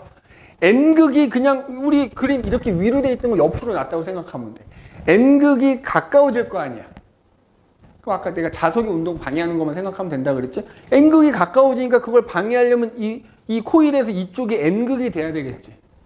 여기가 S극이 돼야, 그러려면 전류가 이렇게 흘러야 되는 거야. 그럼 이 그림상에서 전류가 이렇게 흐르거든. 그러니까 전류가 A에서 B로 흐르게 되지. 자, 자석이 P점을 지나는 순간에는 전류가 A에서 B로 흐르게 되는 거야. 맞지? 같은 색깔로. 자, 그럼 이번에는 쭉 지나갑니다. 자, 내부를 지나갈 때 그러면 전류 흘러 안 흘러? 내부를 지나갈 때 흘러 안 흘러? 이 내부를 지나갈 때는 사실 흐르긴 하겠다. 그지? 흐르긴 할 거야. 그게 아마 빠져나가는 상황은 거의 비슷할 거야. 그러니까 무조건 움직이고 있으면 흐른다 생각하면 돼. 근데 보통 요 문제에서 여기 내부를 지나갈 때 상황을 물어보진 않고 들어갈 때와 나갈 때 물어본다. 그럼 저 나갈 때를 봐봐. 자, 나갈 때 오른쪽 가고 있지. 그러면 요 코일 입장에선 S극이 멀어지는 거지. S극이 멀어지니까 그걸 방해하려면 어때야 돼? 잡아 당겨야 되거든? 그러니까 빠져나가서는 여기가 N극이 되고 여기가 S극이 돼버리는 거지. 그러면 전류가 아까와는 반대로 흐르게 되는 거야. 자, 이런 거 물어보는 거야. 자, 보기를 한번 봐보자. 자석이 P를 지날 때 솔레노이드 내부에서 유도 전류에 의한 자기장의 방향을 물어봤자. 봐봐. P점을 지날 때는 전류가 초록색 방향으로 흐르잖아. 그럼 초록색 방향으로 흐르려면 전류가 이렇게 흘러야 된다 그랬지? 근데 지금 보기에서는 이 내부 자기장을 물어본 거야. 그러면 여기가 N극이 되고 여기가 S극이 돼. 그지? 그러면 자기력선이 이렇게 나올 거 아니야. 그럼 이 내부에서는 자기장이 이 방향이 되는 거지. 이 방향. 이해됐어? 그러니까 너는 극만 찾으면 되는 거야. 근데 이제 보기에서는 얘를 물어본 게 아니라 내부에서 자기장 방향을 물어본 거잖아. 그러면 어디서 어디 방향이야? Q에서 P 방향이다 해줘야 되겠지. 맞지? 내부에서의 자기장 방향. 그 다음에 자 자석이 니은, 그러니까 기억은 틀린 거고, 자석이 Q를 지날 때 유도 전류는 어느 방향? Q점을 지날 때는 이렇게 흐른다 그랬지. B 저항 A 방향으로 흘러야 돼. 틀렸다. 맞지? 그러면 디귿 봐봐. 그다음에 아까 유도 전류 세기는 어떻다고? 자석이 빨리 움직이거나 강한 자석을 사용하거나, 그지? 코일이 많이 감겨져 있거나 하면 된다 그랬잖아. 근데 지금 이 문제에서 코일 감겨져 있는 횟수는 안 변할 거고, 또 더 강한 자석인 것도 아닌 거고, 그지? 단지 그럼 빠르게 움직이면 유도 전류 세기 세진다 그랬잖아. 그러니까 P점을 지나간 속력이 빠르면 그렇지 않을 때에 비해서는 유도 전류가 더 세게 흐른다. 그래서 맞는 것은 디귿만. 그래서 7번도 요거랑 비슷하거든. 그래서 6번하고 7번은 이 파트가 보통 2학기 한 기말고사 범위쯤 돼. 조금 변별력이 있는 문제 나올 때는 전자기 유도에서 6번하고 7번 같은 문제가 좀 변형돼서 나와. 알겠지? 그래서 요거 좀 잘 기억을 좀 해두시고, 그래서 오늘은 여기까지 하고 다음 시간에 그 아까 전력 수송하고 변압기 문제들 좀 계산하는 거 있으면 그거 좀 같이 풀어보고 시작을 할 거야. 알겠지? 그래서 오늘은 여기까지 하고 뒤에 그 개념 다지기 문제는 20 몇 번까지, 25번까지 있잖아. 그지? 그거 숙제하고 그다음에 요거 워크북 하나 더 풀어오시면 되겠어요. 알겠지? 자, 수고했습니다.